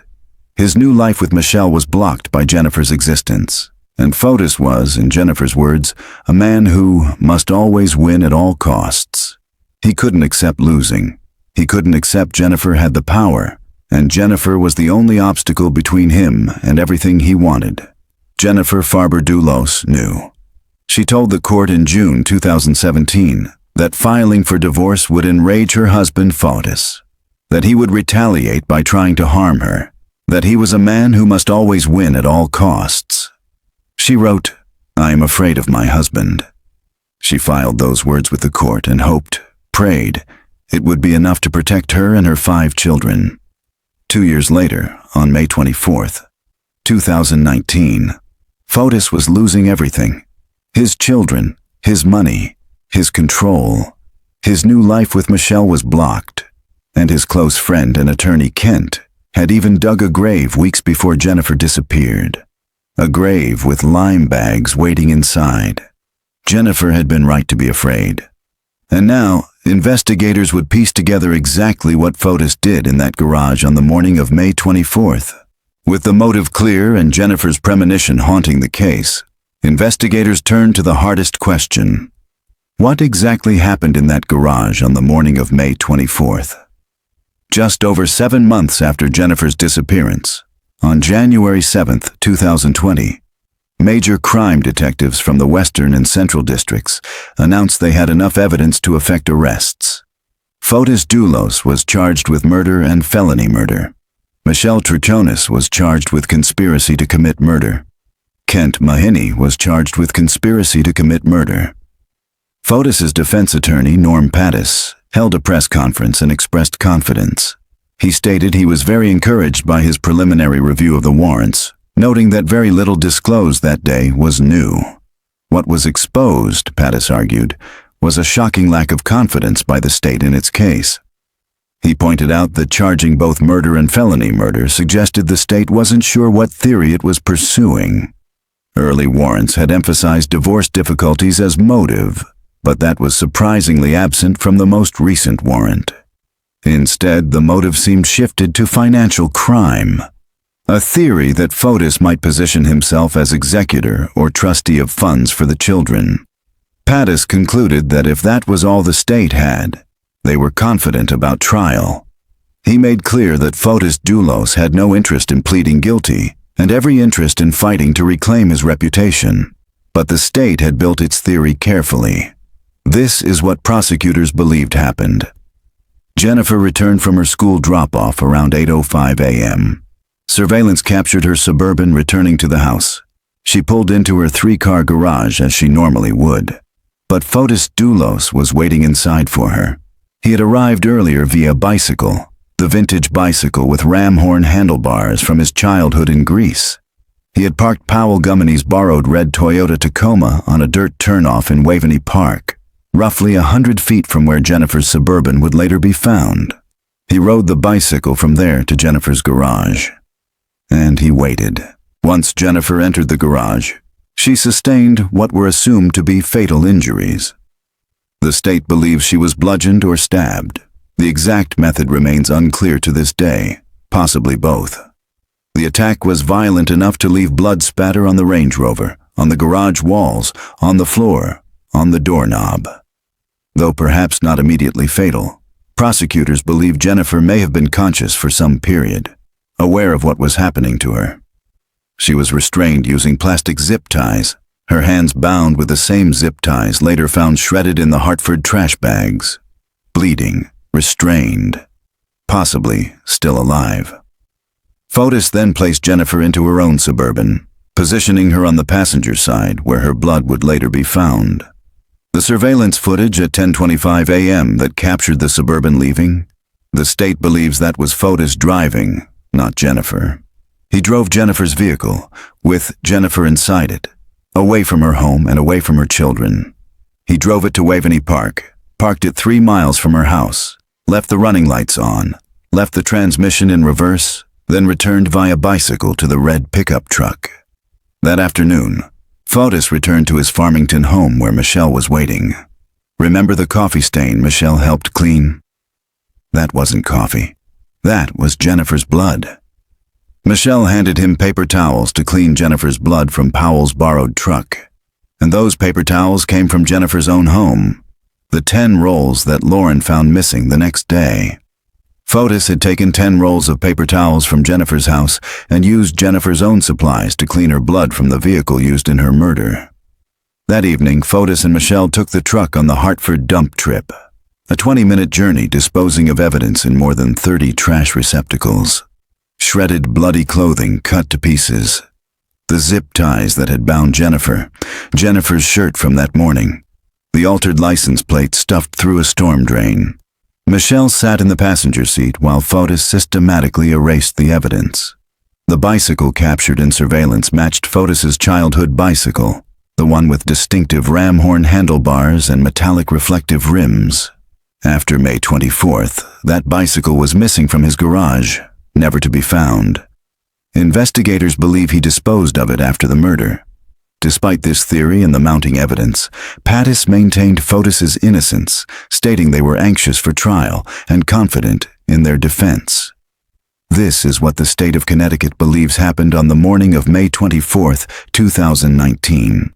Fotis Dulos, lying in wait in his estranged wife's garage, arrived on a bicycle, waiting for her to return from the school drop-off. Jennifer pulled into her own garage at 8:05 a.m., just 7 minutes after leaving, and he attacked. Bludgeoned or stabbed, the exact method lost to the violence. Fatal injuries, though perhaps not immediate. She may have been conscious. Bleeding, restrained with plastic zip ties binding her wrists. Then he placed her in her own Suburban and drove her away from her home, away from her 5 children, forever. He took 10 rolls of paper towels from her own house to clean her blood. That afternoon, his girlfriend Michelle helped clean Jennifer's blood from the borrowed truck, thinking it was coffee. That evening, they scattered the evidence across Hartford. Murder charges had finally been filed, but Fotis Dulos would never stand trial. Following his arrest for murder in January 2020, Fotis had been released on house arrest. But now he faced an emergency bond hearing that could revoke that freedom. On the morning of the hearing, Fotis spoke with his attorney, Norm Pattis. They discussed the upcoming hearing, the charges, the evidence. Then Fotis was expected to appear in court. He never showed up. Court officials waited. His attorney waited. Fotis Dulos never arrived. Police were dispatched to his Farmington home. When officers arrived and looked through the windows, they saw Fotis sitting in a Suburban in his garage. The same type of vehicle Jennifer had been murdered in the same garage where Michelle had helped him clean what he claimed was coffee months earlier. Fotis was unconscious with obvious signs of medical distress. Officers forced entry. Carbon monoxide poisoning. He had intentionally poisoned himself with vehicle exhaust. Medics from multiple agencies began life-saving measures frantically. Fotis was transported to Yukon Health in critical condition. Officials later confirmed there was a suicide note. The contents were eventually revealed. Fotis proclaimed his innocence and the innocence of his co-conspirators. Most notably, he wrote specifically about Michelle. "I wanted it to be known that Michelle Triconis had nothing to do with Jennifer's disappearance." It would be his last communication, a final statement insisting he didn't do it, and neither did they. Fotis's condition was so critical he was airlifted to a hospital in New York and placed in critical care. His family gathered. His attorney issued statements. The world watched. 2 days later, Fotis Dulos was pronounced dead. Time of death, 5:32 p.m. Norm Pattis held a press conference after his client's death, stating that Fotis took his own life because he was overwhelmed by the murder accusation, but not because of consciousness of guilt. Pattis described it as a conscience overborne with the weight of a world too busy to listen, a world that wanted a story more than truth. The defense's position: the suicide was despair, not admission. In an unprecedented move, Pattis filed a motion asking Connecticut courts to substitute Fotis's estate as defendant and continue the case posthumously, forcing the state to present its evidence at trial. The motion argued the evidence amounted to innuendo and unsupported suspicion, and that Fotis's death reflected being overwhelmed, not guilt. Prosecutors declined. They would not try a dead defendant. Despite the attorney's efforts and family's pleas, Fotis would never face a jury. He would never be convicted, but also, he would never be exonerated. However, the case was not over. The conspiracy charges against Michelle Triconis and Kent Mulhenny would continue. They would still stand trial. The prosecution would proceed, even though the alleged mastermind was dead. In his garage at his Farmington home, the same garage where Michelle Triconis had helped him clean Jennifer's blood from a borrowed truck months earlier, Fotis Dulos sat in a Suburban and breathed carbon monoxide until he lost consciousness. A suicide note proclaiming innocence, his innocence, Michelle's innocence, Kent's innocence. "I wanted it to be known that Michelle Triconis had nothing to do with Jennifer's disappearance." His defense attorney insisted this was a man overwhelmed, not guilty. A conscience crushed by false accusations, not the weight of murder. 2 days later, Fotis Dulos was dead. He would never face a jury, never be convicted, but also never be exonerated. The question of his guilt would remain forever unresolved in a court of law. But Michelle Triconis and Kent Mulhenny would not escape so easily. Their conspiracy trials would continue, and they would have to answer for their roles without Fotis there to take the fall. With Fotis dead, Michelle Triconis and Kent Mulhenny would face conspiracy charges without him. Michelle's attorneys argued her lack of English fluency explains what police claimed were suspiciously changing narratives. Originally from Argentina, Spanish is her first language. In pre-trial, Michelle was granted a translator, a change from earlier proceedings. Michelle's defense argued the dump trip video doesn't show her disposing of anything. She has an uncontested alibi for May 24th. She visited 2 friends and photographed herself outside a Stop and Shop. Time-stamped and verifiable. Her attorney stated DNA from the cyclist's sweatshirt didn't match Fotis. It carried hair from Powell Gummany, who owned the red pickup. The defense's assertion, Powell, not Fotis, was the cyclist. Motions to dismiss charges failed. Michelle's trial is pending. She's pleaded not guilty. Kent Mawini was eventually released on bail but sent back after allegedly tampering with his ankle monitor. He remained in custody until December 2022.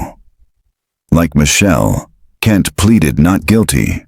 However, Kent is expected to testify against Michelle, claiming he overheard them planning the murder and later heard, "We did it." The grave at Windsor Rod and Gun Club has never been explained. Prosecutors believe Kent dug it, but for what reason? Jennifer's body has never been recovered despite extensive searches with drones, excavation, and bone-finding equipment. Connecticut State Police stated their goal was to provide closure. But Jennifer Dulos has not been found. Where is Jennifer? The 5 Dulos children have been with their grandmother, Gloria Farber, in Manhattan since May 24, 2019. They never saw their mother again. 5 children who lost both parents, growing up without answers. In 2012, Jennifer wrote in her blog, 5 Makes 7, about sleepless nights. She noted she and her daughter always slept better when Fotis was out of town. She closed by addressing her child. "I know that this too shall pass, but I fear I may be in a body bag by then. Love, your mom." Jennifer's body has never been recovered. She vanished from her New Canaan garage on May 24, 2019. 5 children grew up without their mother. Their father, the man accused of her murder, escaped justice through suicide. His girlfriend awaits trial claiming innocence. His attorney friend, who dug a grave weeks before Jennifer disappeared, is expected to testify he overheard them say, "We did it." The grave remains unexplained. Empty. Haunting. But perhaps the most haunting words came from Jennifer herself. "I know that this too shall pass, but I fear I may be in a body bag by then. Love, your mom." Jennifer knew. She told the court in 2017. She warned everyone, and no one could stop what was coming. That was the tragic case of Jennifer Farber Dulos. She deserved justice. She deserved to see her 5 children grow up. She deserved to be believed. Her voice was silenced, but her story must not be forgotten. If this case moved you, share this video to keep Jennifer's memory alive. Like and subscribe for more in-depth true crime documentaries.